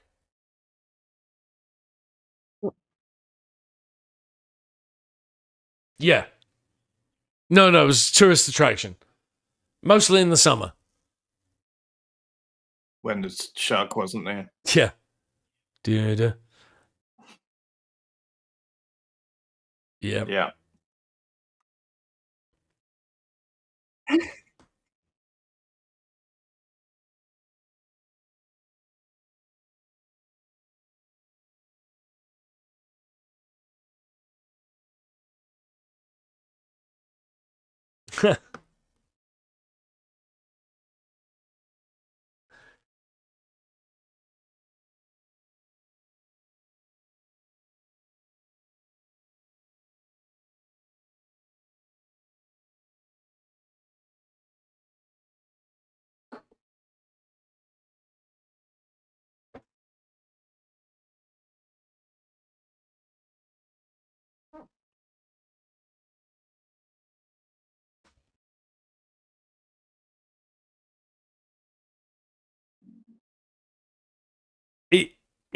He raises his glass and he just looks at Martha, and he's not cutting you off directly, but he looks at Martha and says, would it be too much to ask for another glass of wine?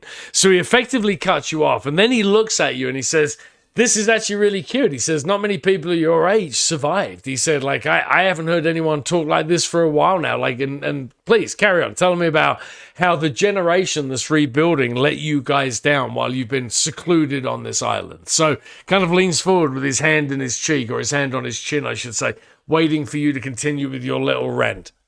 Is he being an obtuse prick? I'm not liking this little whippersnapper. No, he's kind of responding to like Doug being a bit of a dick to him, right? But he's also like, it's a little bit like when you tell people that, you know, Doug's telling me how terrible he is. And like from his perspective, he's part of Survivor Squad, right? He's told you very proudly that so far he's managed to locate over 200 people and relocate them to the some of the government camps where they're feeding people and providing medical care. So he seems to be super proud of what he's been doing. Yeah.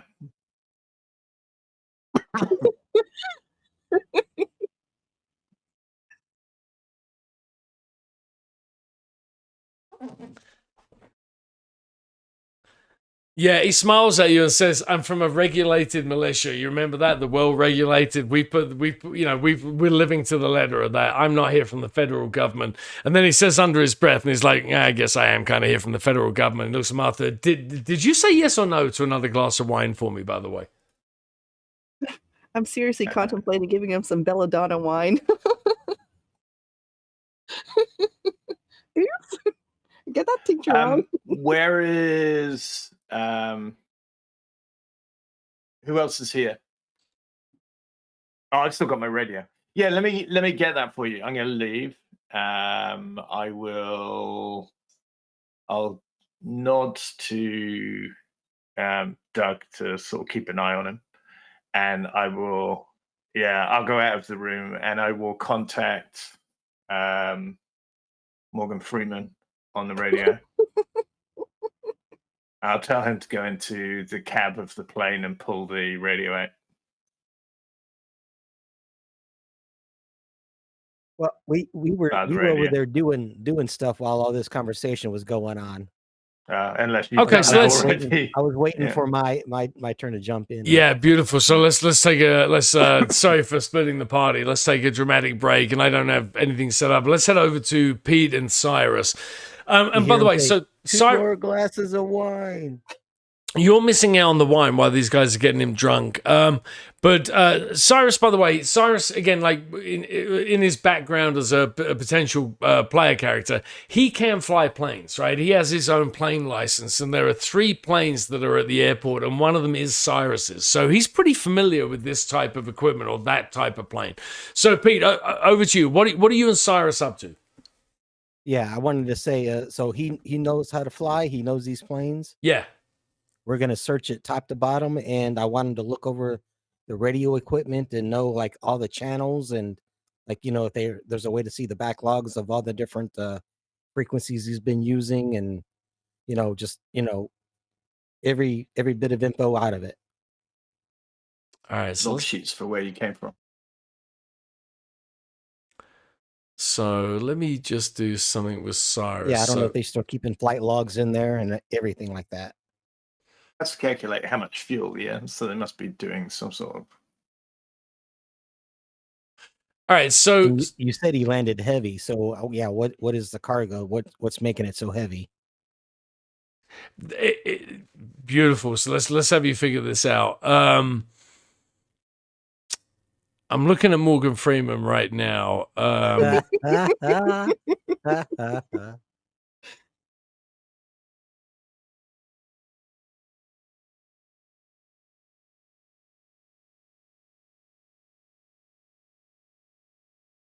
All right, so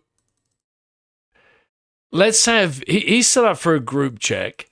So let's have you guys make either a vehicle check or a research check, or even a general knowledge wouldn't really cut it unless you got a wild success. But feel free to you should be. In fact, let me see his character sheet. Let me make sure you can see it in your journal. I got my group check clicked. All right, beautiful. So you should be able to see Cyrus in your. You should be able to click him and see his character sheet and stuff. All right, let's see here. Mr. Mofo.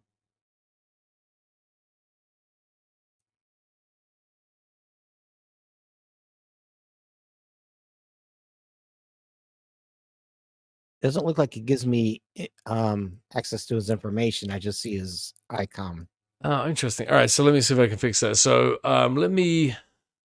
Probably did that wrong. If you look at the screen that I've been sharing in Ninja, you'll see his character sheet there. Why is that not working?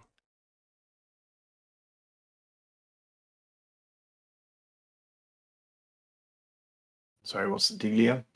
Hold on 1 second. Oh, here we go. That's why. All right. So you should be able to see him now. Like I had it set incorrectly. Can you click him and see it? Oh, yep, I can. There you go. Sorry. All right. And you wanted me to roll Well, whatever you're doing, like you could argue this is research, right? You could argue this is vehicles, like this, whatever perception, even like whatever you think this is. Make a group check because you've got Cyrus helping you, and again, he has familiarity with this plane. So, tell me again what you're doing. You said you were searching it. Yeah, we're gonna search it top to bottom and figure out what the heavy cargo is. And I figure maybe if he knows any hidey holes or places where people might stash things, and also the information like all the flight logs and the frequencies he's been using. All right, perfect. So make a research check. A group check with Cyrus.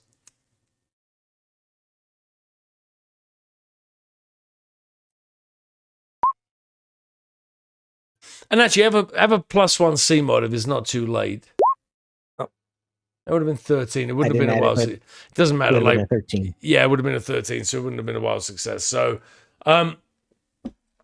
so you're able to glean a lot, right? So the first thing that Cyrus notices when you turn on the radio, there's nothing, right? So he kind of flips through. There's really no way to see the radio stations. There's presets, right? Again, this is very much, forget the bomber. This is very much a civilian plane, right? So there's a bunch of presets on there, but there's like no history that you can look through. But as Cyrus is cycling through all the different radio stations, there just doesn't seem to be anything. Like there's nothing. As if he's not been using it, or as if there's no one broadcasting, right? And again, like you're smart enough to recognize, like, like it was tuned to like, 98.8 or whatever when you found it, right? So you don't hear anything, but you could listen into the frequency he had it tuned to, and there's just nothing there, right? So, it could be that no one's broadcasting, right? So you might want to say something in it, but ostensibly you don't notice anything up front. No, we definitely don't want to start talking into it. No. So there's no flight logs, right? Like everything's manual, right? So there's kind of like the clipboard where I should probably do a little bit more research on these planes, but there's no flight computer or anything, right? There's nowhere to kind of log where he's been. And because it's all manual, there's nothing that you can kind of ascertain from. He hasn't written anything down, right? Now, you can see, and Cyrus checks this, that it does look like the plane is empty of fuel, right? So from the cockpit, at least, it looks like he was being truthful about that he has some kind of flight leak, or he was just completely out of fuel when he landed. And then make a group perception check rather than a research check.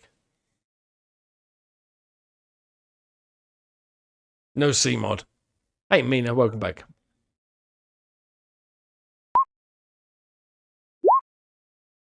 Yeah, Ouch. yeah. There's no. You don't find. So what you find, there's nothing particularly heavy in there, right? And with no fuel, this should be even kind of light, right? So if you had to put it down to anything, like it looked like it was just a clumsy landing, right? Because again, you and Cyrus. He looks at the plane. He was like, "Hey, I had one of these when I lived in San Francisco." He said, "Like, there's no hidden compartments, right?" He kind of goes around and he bangs on all like the fuselage and everything. He's like, there's nothing in here, right? There's nothing hidden, right? So, like, if there was anything heavy, you'd be able to see it. So and Cyrus confirms it, right? It was like, this is probably just him being a jackass and probably just not knowing the plane very well or underestimating the landing or the approach or whatever. But he's putting it down more to bad flying than anything. So you said he mentioned a fuel leak? Yeah, so while he was giving the story to the others, right, and frankly, you wouldn't have been there for that, right? So he was giving the story to the others, and he said that he hadn't actually planned on landing today. He said, but while he was circling overhead, he realized that he was losing fuel at a precipitous rate, right? So he said he realized he must have had a fuel leak, and he came into land. So one of the things he told the group was that he'd need to repair his plane and refuel before he could leave. So again, like from the cockpit at least, the plane has no fuel. Like, you know, whether or not he had any or he's got a fuel leak, you don't know from there. But there's no fuel in the plane. Can I tap on the tank and see if it really is empty, or that's just a gauge that's misdialed? Yeah, so if you get outside, and again, Cyrus will go with you, right? But like when you're banging on like the fuel tanks, like Cyrus, like, and he opens it and it's like bangs on it. It's like, seems empty, it seems hollow, right? So if you're thinking there's something in there or being smuggled, I make another research check.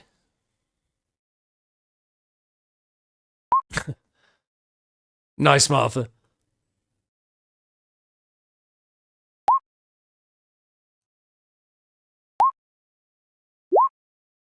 There we go. Yeah, so you get the feeling that as you're looking around, the fuel is empty, right? And there's nothing like weird or untoward about it, right?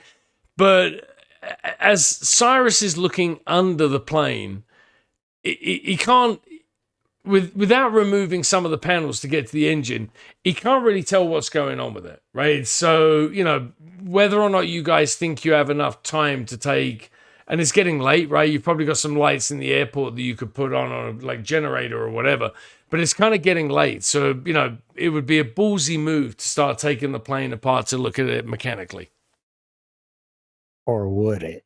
Or would it? Hey, you have a radio, and Cyrus is in touch with Martha, so you could probably delay him as long as possible. Does he get that call in yet? How much time has passed, while they're talking, and then he goes out for that wine talk? So given the amount of time, we'll switch back to the others because this, or we'll include the others now because I think the amount of time it took you to get to the airport, talk to Cyrus, go down, examine the plane. I think that's probably 30 to 45 minutes. So I think I never left the airport. I just let them go wander. Oh, okay, and sure. It was like me and Cyrus, so like we got to work. Yeah. So you've had this brings us up to the point where Martha's reaching out to you, right? He's had a glass or two of wine, had a little bit of cheese, told the story, and kind of answered some of the questions. So Martha and Pete, like you two are talking to each other by walkie-talkie. What's going on? Hey, Doug, I suppose you've been through the plane already? Hey, yeah, we're still going through it a little bit. Give him some wine. How'd you know he was going to drink wine? Yeah. I could smell it on his breath when he landed. It's a safe bet. You're a slosh, Martha. You're a slosh. It's a safe bet. Martha doesn't drink any of the wine. She always has some with her, but she just pretends to. Do we know where he came from? He's giving us figure it out. You can see enough from the instrument. Cyrus knows enough to say, hey, this has come from like his best guess. If you go back to the screen that I'm sharing, his best guess based on this is that either came from, it looks like it could have come from Detroit, but he says, like, given the, he was at the tower and he thought it came from the south. So it could have curved in from Detroit, but he said it's more likely based on the instruments and the reading that it came from Toledo.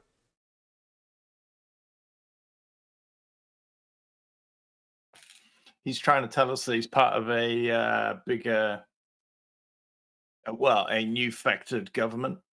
Correct. In the US. I'm talking to me and catching him up on what Muggins has told us.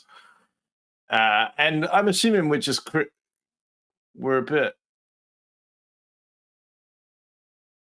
non-believing of this. I mean, we have it good here, I assume. Let's have you all make a gut instinct roll. Sorry, I should have done this earlier. Let's have you all make... Matt, does gut instinct work? Let me get back to the farmhouse. Does gut instinct work in the game, or should we roll manually? It works. You click on... open up your character sheet.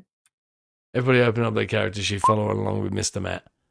And then gut instinct down the bottom. You pick one of the sway skills that you want to run it against. Oh yeah, beautiful. Oh Matt, I love you. So if you look at the screen I'm sharing, is where Matt just said gut instinct bottom right.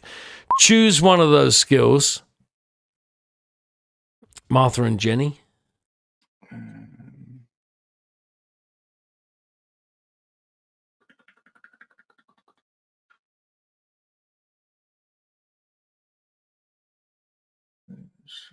Okay. And then choose the target that you're doing it against. Yep. There you go. 13 or one off of. Well, which one should I go for? So perception you don't have. I'm looking at it on the screen. Perception you don't have. Psychology you have one in. Streetwise doesn't exist anymore, so we need to change that. But I would make a psychology check. Okay, here we go. Oh, choose target. Herpaderpter. Captain Matthews. Okay. And Matt, what are you guys rolling for? It's like this is just to see whether or not you believe him, correct? Yeah, I want a general. Is this government thing on the kosher, or is he just full of shit, basically? So he seems to like, you know, Doug, you don't really get a read on him, right? Like that little upset that you two had backwards and forwards, right? You don't really know what to make of this guy. But Martha, you know, both you and Jenny are good at trusting your gut instincts. In terms of whether or not he's to be believed, he seems pretty genuine in his story, right? And he seems to be, you know, you get the impression that he really felt like he was telling you something that he thought you'd be excited to hear. And that's not the case, right? So whether or not he's being genuine remains to be seen. But it feels like he believes what he's telling you. I just don't believe in his cause.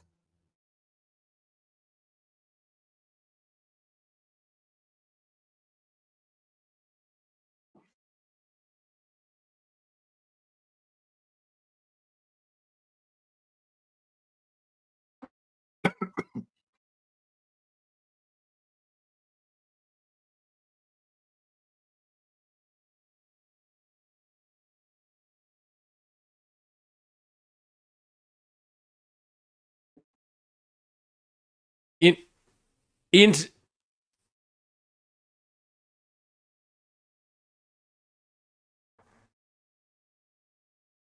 yeah. Look, I'll come in with a glass of wine, and before they get back at it, I'll just say, so what's your job, Matthews? Is it to transport us back? He says that his job is to find people, right? He said part of that is taking people with me. He said, and if any of you want to leave, as soon as I get my plane repaired and get it refueled, and I'm out of here, he said, like, or I can radio my superiors and they can send a pickup for me. He makes it very clear. He's picking up on Jenny's hostility, right? So he makes it very clear. People know where he is, right? Like, you know, he had to tell them, like, this isn't like some random organization. So he said, like, his job is really to locate survivors. He said there are other planes that transport people and their goods, but he said, like, you know, as much as he can fit into his plane, he's done before, right? And he says, when I was flying over yesterday, he said I had some people in my plane with me then, which is why I didn't spend more time kind of circling. He said, so whatever's needed of me. He kind of smiles and he's like, Survivor Squad, we just go where we're needed. What's his plane? What's his plane as well? Say that again, Matt. His plane looks big, yeah? No, it's a small plane. Like I'm not sure you were here, but I pulled it up. It's a Cessna 172, right? I think I pulled it off the screen or I closed it. Oh, hold on, I'm going to sneeze. Okay. So it would be something that you send him out on if you're... Thank you. Yeah, you know, if you guys bring that up, or maybe kind of like even says it, he says like he's a civilian, right? He says like he's not military. It's part of why he's part of what they call the regulated militia. he said, like, you know, he's just one of the civilians that's been pulled in that has a certain set of skills. So he said, like, I'm not a commercial pilot. I just had, like, I love to fly. And he looks over at Doug and he's kind of like, you know, I've just realized, like, I know what it is. You remind me of my uncle, right? And he says, you know, my uncle used to love Star Trek. Like, I'm guessing you did. Like, you're from that same generation. And he raised me watching this movie. And listening to you talk, can't help but think about that thing about the needs of the many outweigh the needs of the few. And he said, right now, there's a lot more survivors out there that have it a lot tougher than the people on this island. He says, so, like, again, we can do this the easy way or the hard way. He says, people know where I am. He said, like, you can... Hold on. Before you continue, why would we be doing anything a hard way? You can't spend any resources in moving groups to other places. I mean, that seems ridiculous. It's all about survival, yeah? Yeah, he says again, like, there's some relocation areas, right? He says there's one in Toledo. He said there's another one that's in Akron, Ohio, right? He said that, like, they're all over the place, right? He said that the U.S. government is locating people that have skills that can, you know, can provide, or you know, just have skills. He said he's bringing people together. Their job is to bring the survivors and the citizens together to reconstitute the U.S. So, Yep. like, okay, that's understand where you're coming from with that. Well done, Matthews. But so what you're saying is you'll take a bunch of tourists or tour guides, which is kind of what the island has. That's what we were, and you'll take them to a place that they were able to live in, and then take them to a place where they will use up more resources. I'm not understanding where that works out. If you're taking this relationship with you to other places, aren't you just putting more people in smaller areas in cities that can't provide for them? Yeah, and what are these places like, and what are It just- we going to do? It just seems a bit weird. I'd love to talk to these people. Yeah. Oh, we're more than happy to be saved, guys, surely, because, you know, I mean, good food on the table. We wouldn't have to ration all of our stuff, blah, blah, blah. But at the same time, I wouldn't want to put other people out. We're able to just about look after ourselves out here. It seems pretty stupid if we become a burden on other people.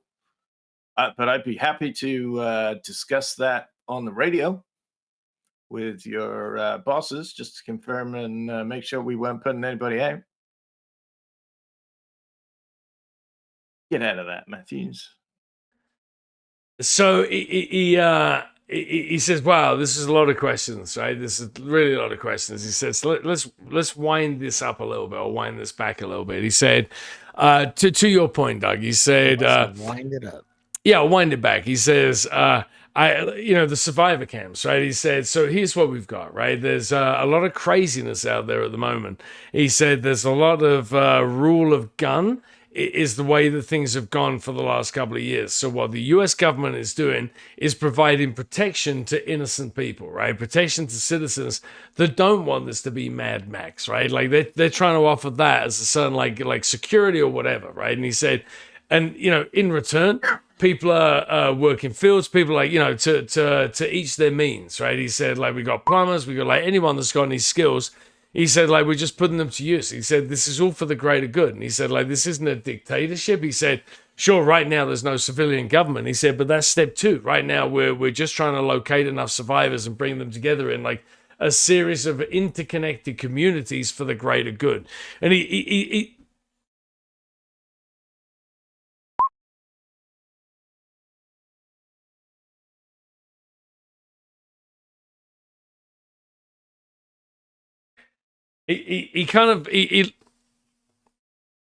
looks confused and he says, I don't see how helping your country is a punishment. He said, I keep saying it, but you guys look a lot better fed than most of the people out there. He said, this island can support more people. So he said, like, you don't want to leave, you don't have to leave. He said, but you will be getting new visitors. You will be getting new neighbors. Like, there's too much unused property here, right? I mean, he looks at you, and again, like, this is all guesswork, but he's like, what, there's what, 60, 70 of you? Like, how many of you are left? He said, this island can sustain at least 500 people. He said, there's fishing grounds, there's like, seems to be farming areas. He said, I'm not really clear why you wouldn't want to help your fellow Americans.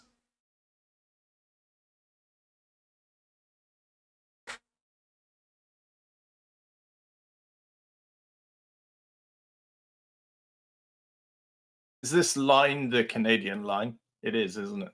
Wait, you are 100% on the Canadian side, yeah. So yeah. Okay. Well.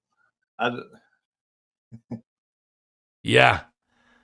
Yeah. Just let's back the bus up. So if you want to run a rule of thumb over, America on high, etc., we're fine with that, and fine with trying to reestablish the government and everything, but forcing upon people in a different area, and quite frankly, a different country, you can't do that. You have no, unless you've changed all the values of America, of course. He laughs at you and he says, "Lady, that's the American way." He laughs and he was like, "Oh, I'm guessing you're one of the Canadian citizens. That is the American way." I'm starting to go off you, Matthews. We might just send you on your way. How's that sound? He kind of laughs and he says, I'm assuming you're fine with that? "Yeah, I'm totally fine with that." He said, "Help me repair my plane. Help me get some fuel." Oh, sorry. You need some help repairing your plane? His mood's turning, right? He senses that you guys are being antagonistic, right? So he's a little bit like, okay, so this is how it's going to be, right? And he's had a couple of glasses of wine. He said, "Okay, I see how this is. I don't need any help." He said, "I'll repair my plane." He said, "If you've got fuel, I'm requisitioning it on behalf of the American government. If you don't like it, yeah." Would be fine if you're in America again. Yeah, and that up already. It's kind of depending how far you're willing to push these individual issues, right? Because he says, "Yeah, I'm going to requisition enough fuel for me to leave this island and go back to people that are actually like looking for help and people that need something," right? So he stands up and says, I get it. I've rubbed you guys the wrong way. I thought you'd be excited the society was coming back." He said, "Fair enough. You don't want any part of it. Is there somewhere I can sleep till tomorrow? I'll repair my plane. I'll appreciate it if you give me enough fuel to get back to the American mainland. And guess what? You won't see me again." I think you've made it quite clear that we will be seeing you and your friends again if we allow you to do that. So he eyes you up, right? And again, he's not getting aggressive, but he is the only armed person in the room, right?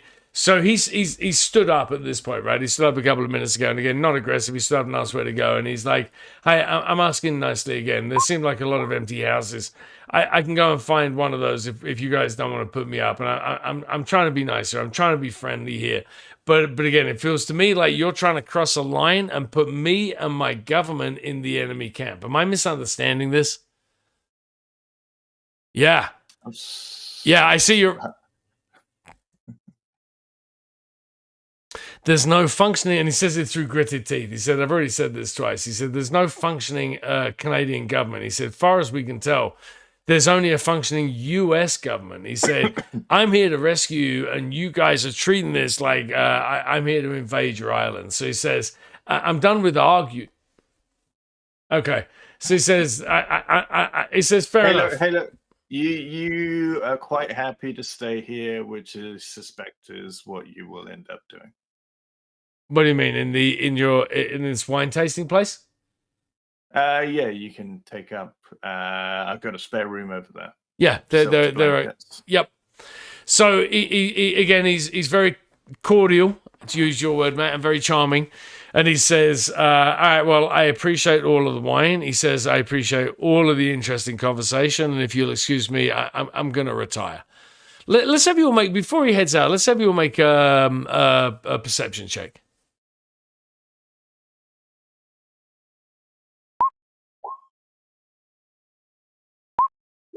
What? Never. My cousin Marilla.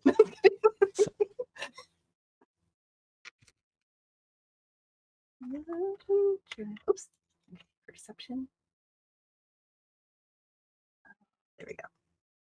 Oh yeah, Pete, you couldn't get one. Jenny's had too many glasses of wine and is dozing. So after he's gone, either you stay here and talk or you go back to Martha's house, but one of the two. So you guys kind of compare notes, right? So I guess first of all, once you're alone and once he's gone to bed, are you staying here or are you going to Martha's farmhouse?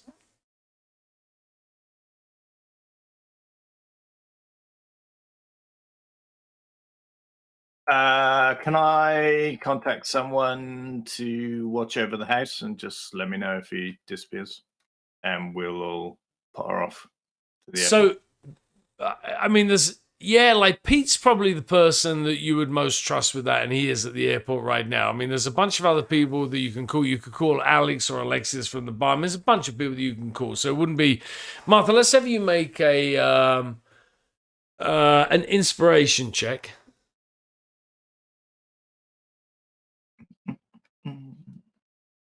Any pluses? No.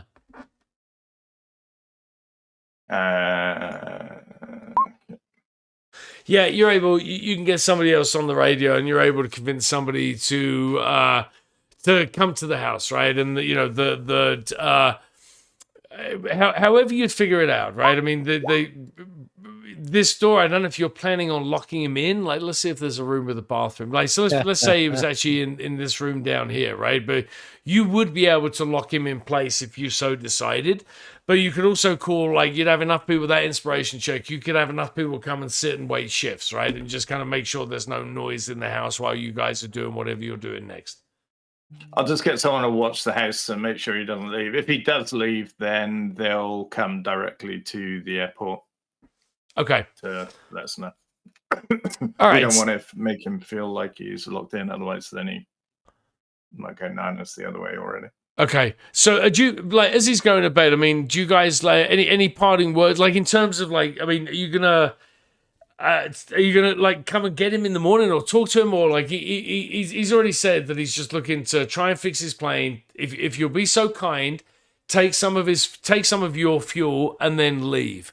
So that was kind of what he was planning on doing. Like, have you asked to meet with him, or you can just let him go to bed? Like, what is your plan there? Again, cordial. We'll talk again over breakfast. Okay. Are you okay with a 8 o'clock wake up call? He kind of smiles and he says, "Well, it might be a little bit early for some wine," he said, "but if you've got any more of that cheese or anything else to nibble on that's delicious like that," he said, "then I'll gladly see you at 8 o'clock." And again, he's all smiles, he's all polite, very charming as he waves goodnight to everyone and retires to his room. Okay. Noodles likes to jump on people to wake them up. Who doesn't? It's not my wife's favorite trait of mine, but like it is something that I think a lot of us tend to do. All right, let's get back to the airport. All right, so you're back at the airport now. Pete and Cyrus are still searching the plane. Yeah, did we get to the bottom of what's the heaviness is? No, again, like Cyrus has really put it down more to bad piloting than anything with the plane, right? But Cyrus also says, hey, if he really was running out of fuel, that would also cause that, right? The plane doesn't have enough power. So he said, like, it's very possible that he was coming in. The engine was just doing, like, spurts, and he kind of landed heavy because of that. Because they're really, after, like, you know, excuse me, an hour and a half or so of searching and a couple of successful checks, you don't see anything, you don't find anything that would explain why it was such a heavy landing. Any cargo in the back? Like, what is he got? Nothing. You see a couple of things, right? So there's a backpack in there, right? And there's a couple of ammunition clips. There's a couple of empty MREs, or meal ready to eat packets, right? And one of them has been folded over, but as you open it, it seems like kind of like nasty and rotted, right? And so there's no real food in there. There is a flashlight. There's a pair of binoculars, heavier jacket, right? But you don't really, nothing in there of any great success or any great consequence. So as you guys were heading over and you're comparing notes, Jenny was just like, you know, sucked in by his smile and angered by his words and his offer. But the things that you notice, right? So he was wearing a flight jacket, like a military looking flight jacket, but he wasn't wearing a uniform, right? He was wearing like sports shoes, like, you know, whatever, like rather than military boots, like jeans and a t-shirt underneath the flight jacket. He did have some dog tags around his neck. But, you know, he goes along with what he said, that he was a civilian. But, like, as you're walking over, like, it just seems a little bit incongruous, right? That he's here representing the U.S. government. Oh, sorry. When we said we'd be putting into bed, I had no intention of going to sleep. I was off to the airport. Well, no, I said you're comparing notes. Sorry. This is you comparing notes as you're getting to the airport. So again, Jenny didn't notice anything, but these are the things that you and Doug noticed, right? Again, it's in line with his story, but there doesn't seem to be much military about him, except that he's got a gun on his hip and he's wearing dog tags and he has a flight jacket. Other than that, like everything's pretty civilian. Yeah. Oh, sorry. Hey guys, I'm gonna grab some water. I'll be back in 30 seconds.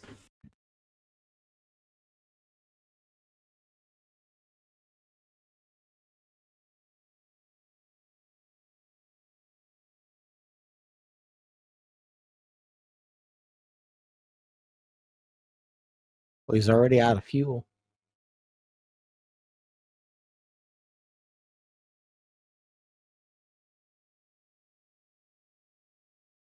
Hmm.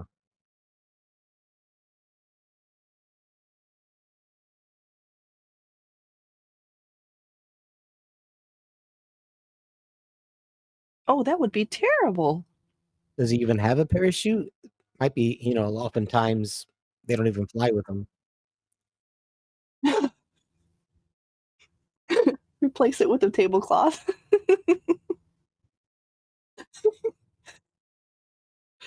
Probably Cyrus could rig up the back flaps or something so they give out.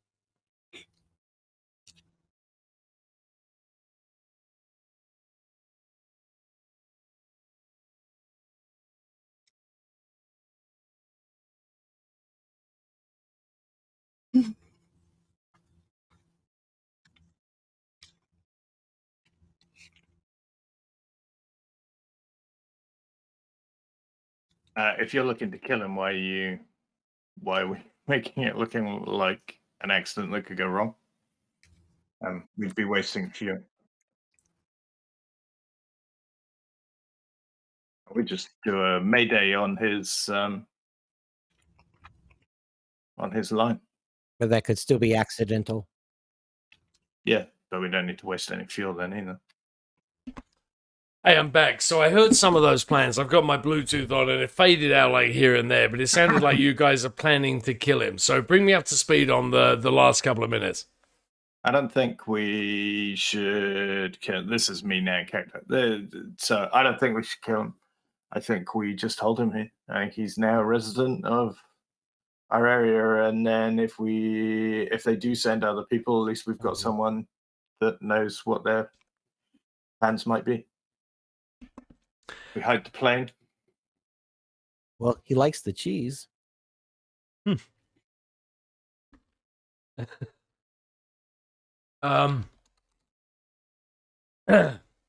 gonna find a little video clip for you guys for Comes from Cyrus's goats. Yeah. It's actually Martha's ghost. Let's not give Cyrus any more credit than he deserves.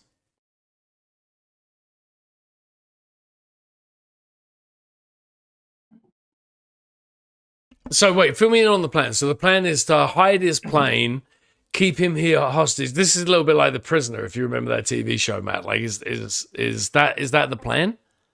The guys were talking about killing him, but let's get back to that. I was gone for too much of that. Is this Jenny?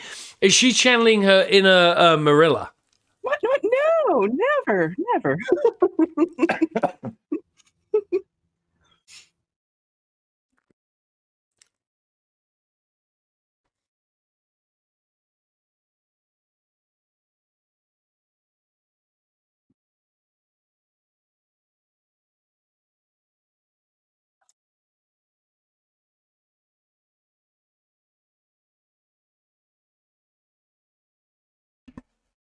Yeah. So Doug,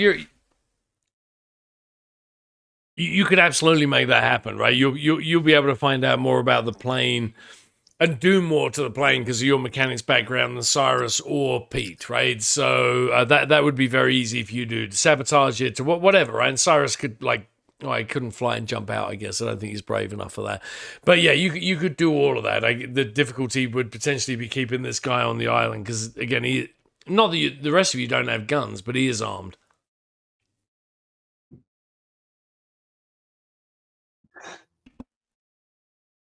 Not if you take the extra clips that you find in that bag. All he's got is what is on him. I just really don't want to go to a work camp or anything. Because that's what it was sounding like. Well, he did say that you'd be able to stay here, right? But like, even if you stayed here, other people are coming to the island, right? There's And no, then this would be a work camp, you know? yeah, kind of, right? So, but at least it'd be a home work camp, right? I mean, you'd have all your own belongings around you as you're worked to the bone by a feudal master. It's not all It's a bad. work from home camp. Mm-hmm.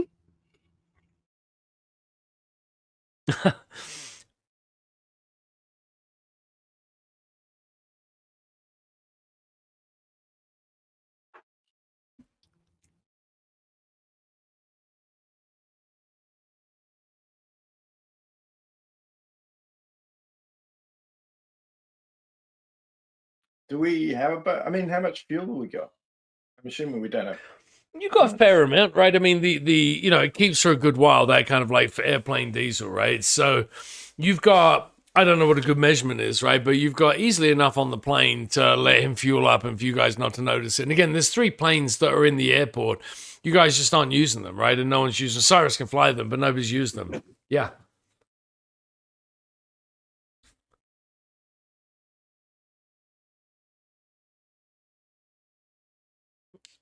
Can't we just hide the fuel and just say we've been out for years or for a year?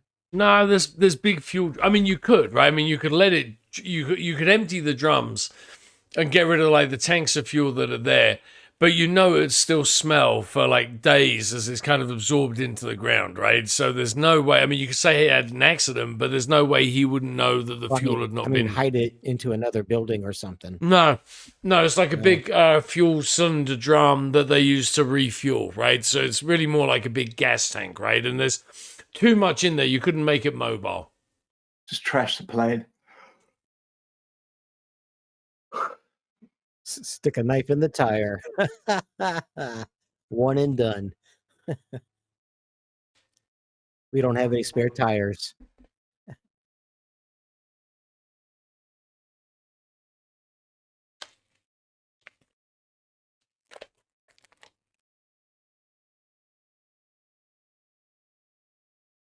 What you got, Martha? We'll put a bunch of I don't agree Well- with sticking him as a prisoner. I think we can only have him as another person on the island, and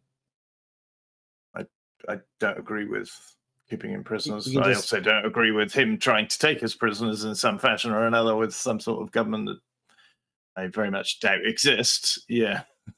So, so I guess you can give him a choice. What Live is the here choice amongst going to be? us, or live here amongst us, or don't, and he can read from that what he wants. stuff the motor with corn. Yeah, I mean, sugar in the petrol's gonna it's just gonna kill it regardless. Yeah, it doesn't matter what happens. He ain't Remember fixing it. Children of the Corn, whenever the car breaks down and they come back to it and like the hood is up and like the whole motor is just like full of corn. A creepy moment. Creepy moment. So you're at the airport, right? It's like 8 or 9 in the evening or whatever. So, like, I mean, are you examining the plane more? Are you discussing? What are you guys up to next? We gotta have a plan before he gets up, I guess.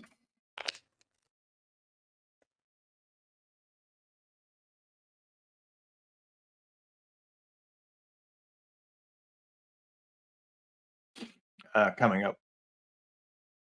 Well, no. So depending on what that is, we will have to have a plan for the morning to relieve him of his weaponry. Yeah?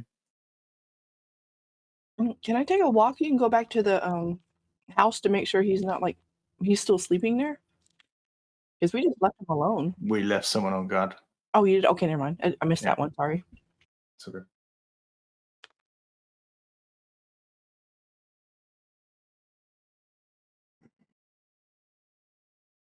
Yeah, there's all kinds of plants that'll make you really sleepy, and sleep forever. I mean, sleepy. Hey, Jenny, make a pharmacology roll.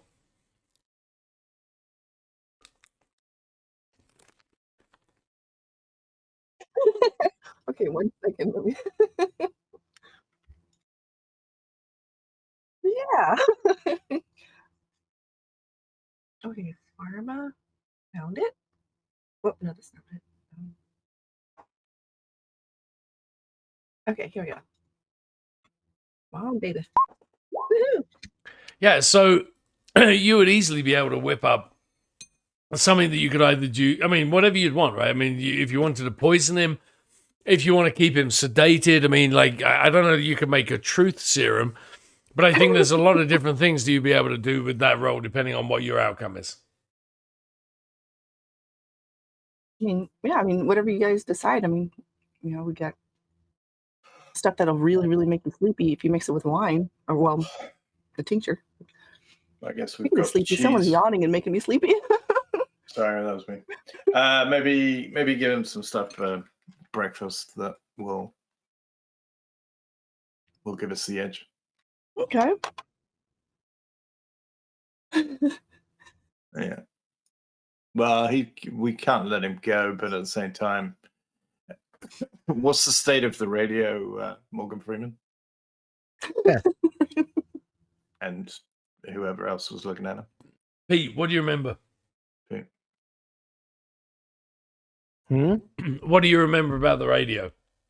About the radio? Mm-hmm. That we couldn't get any information off of it? Yeah. So Martha was just asking about it, so I'm just kind of relaying that. Maybe you weren't here, Matt. So Cyrus and P examined the plane. They couldn't find anything of any real relevance, right? And when they switched the radio on, there's just static, right? And they scrolled through a bunch of channels, but they couldn't find anything broadcasting anywhere. Now they didn't transmit, but they didn't hear anything on any frequency from anyone.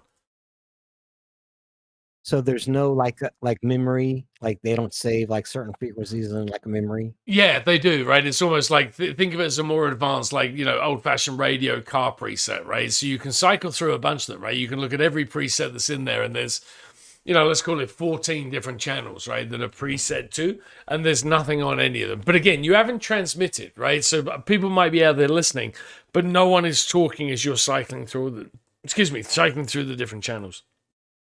Like the ones he has saved. Yeah. You go through all his favorites, even the Christian rock channel. But at least I wanted to make note of those frequencies at least. You could absolutely do that. All right. And maybe Cyrus can monitor them up in the tower if that's possible. Yeah, there's a radio up there, right? And again, like, there's a couple of portable generators that Doug has put down here previously. And so you can listen to those. Whoever's up. Hey, Matt, stop it. Like, you're the middle of your afternoon. You're the only one that doesn't get to yawn. It's later for everyone on the call except for you. It's like fucking 1:30 there or 2 o'clock or something. So that's just cruel and unusual punishment. So, yeah, Cyrus, whoever's up. Faster. Yeah, I can't talk much faster. I turn into a single drone. So Cyrus can listen, right? But Cyrus can play and say, it's time to get somebody else up here, right? So Martha, you'll have to switch him out. But somebody could sit and listen, right? And whoever's manning the radio or up in the tower, like, Doug can get enough batteries and juice to keep that radio going, so you'd be able to listen at all times.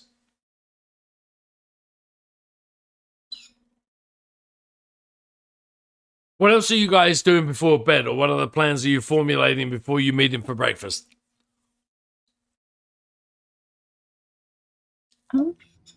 I don't want the radio working just in case he does get to his radio. Is there something we can do? Take out a fuse or? Yeah, fuse. Are you trying to make it look like you've broken it, or are you trying to make it look like it's just not working?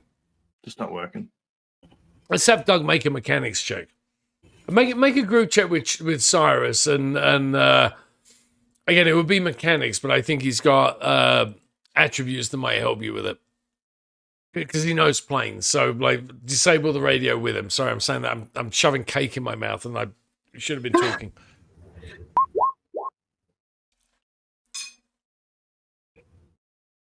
Yeah, I just ate a cheese. And a mofo. Yep.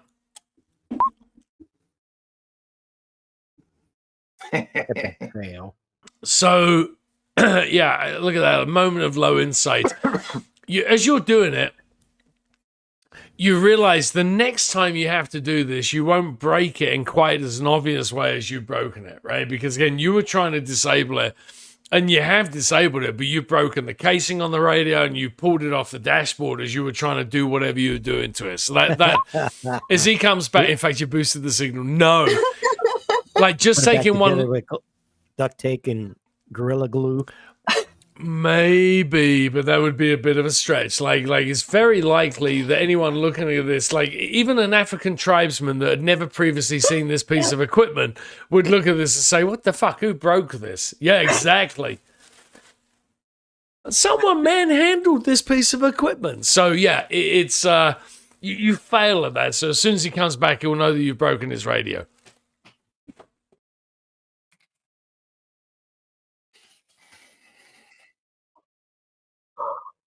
Okay, well, I was hoping for a little better on that, guys. Oh, we got to kill him now. So let me get this right. Do we have another plane that he can get away on? Yes.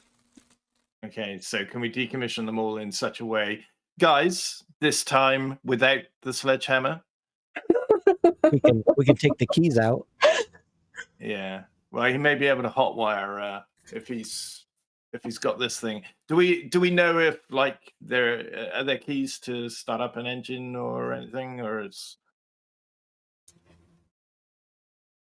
I mean, can we tell if he just got in this? There's no way he came from government, yeah, or some like military organized thing without fuel.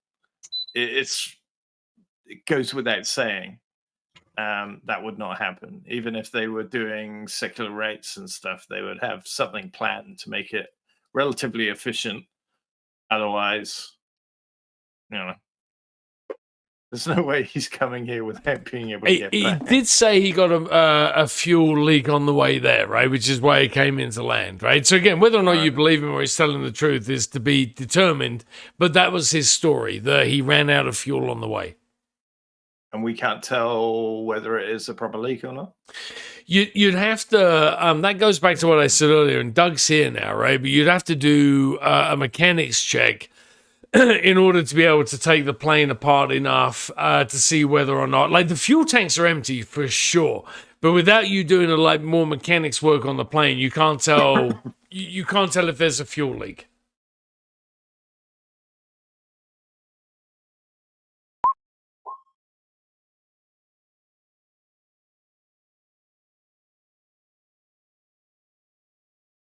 Hey, have at it then. Make a mechanics check. Yeah, do it. Do it, Doug. With Cyrus's help.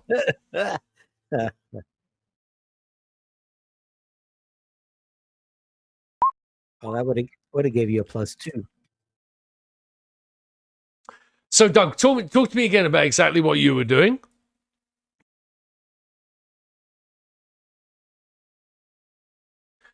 So, so as you're looking at it, you realize that the fuel pipe itself is not damaged, right? And so it is disconnected for sure, right?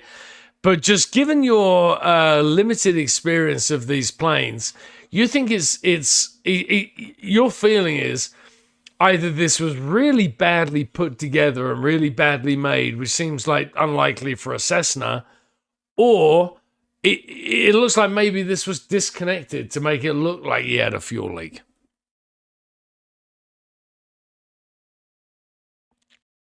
No, it's empty.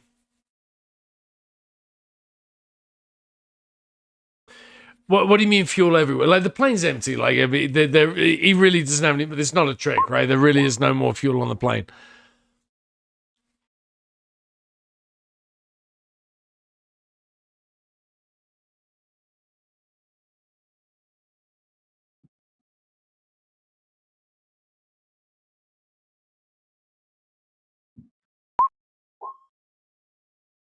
No, none of that, right? So, and hey, let me just do a chime check because I know it's 11:30 for a bunch of you, right? And so, should we call? It's actually taken longer to get through this. Should we call this for this evening and pick up next time? Beautiful. Yeah, there's too much joking and having fun. I don't think that's the point of these games, guys. All right, so Yeah. What do you mean? all right, so we'll come back next time and we'll talk about what else with the plane. But let me just summarize and kind of like wind down the session. So what you realized is there's no one's broadcasting on the radio. So without transmitting, you can't confirm it. But it seems like there's no one on the other end of that. There's nothing in his plane, right? He really doesn't have any supplies of any note with him. And his plane, it is empty of fuel, but what it looks like is either there's been some kind of natural erosion or error, or somebody disconnected the fuel plane, and maybe to make it look like he needed to land.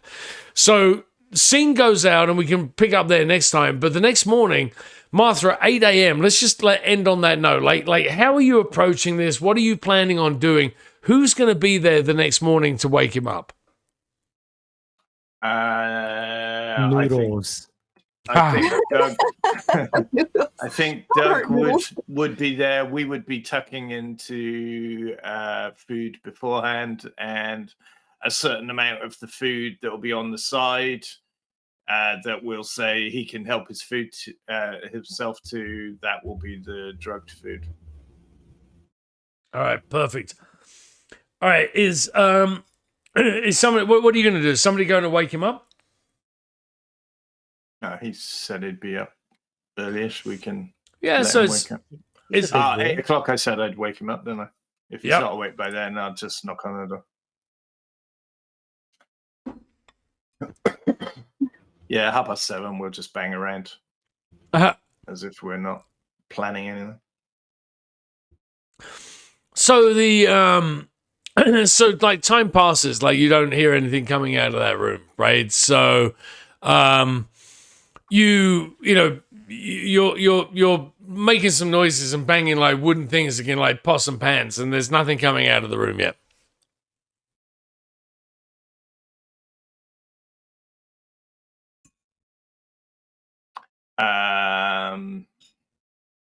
I'll knock on the door. Nah, knock on the door. There's no reply. Nah, for fuck's sake.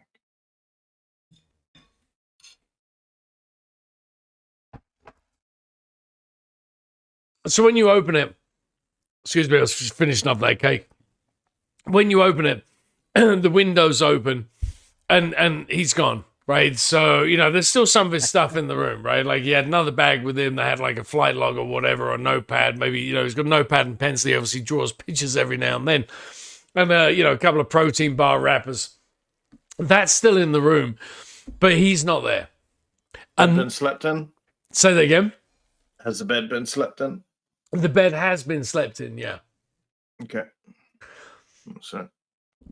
So you guys look at each other in surprise and like a little bit of like, where is our unexpected guest? And that's where the light comes down or it fades to black on the session and Mina gets to go to bed. Why, thank you. Of course. Thank you all for taking part. I appreciate it. It was fun. Until next time. Until next time. Thank you, Mina. Thank you, guys. Good night. Bye. Hey, and for just for those of you, I don't mean to just drop. So I'm traveling next week. I got to go to Grand Rapids next week. So we'll be picking up 2 weeks from tonight, and we'll close this session out or this adventure out. That work? Sounds good. Beautiful. Thank you. All right, Mina, thank you. Go to bed. All of you, thank you so much for taking part. I have so much fun with you guys. I really do. And I look forward to winding this down and figuring out, is Deputy Doug really the boomer that he's pretending to be? Have a good night, everyone. Thank you all. Good night.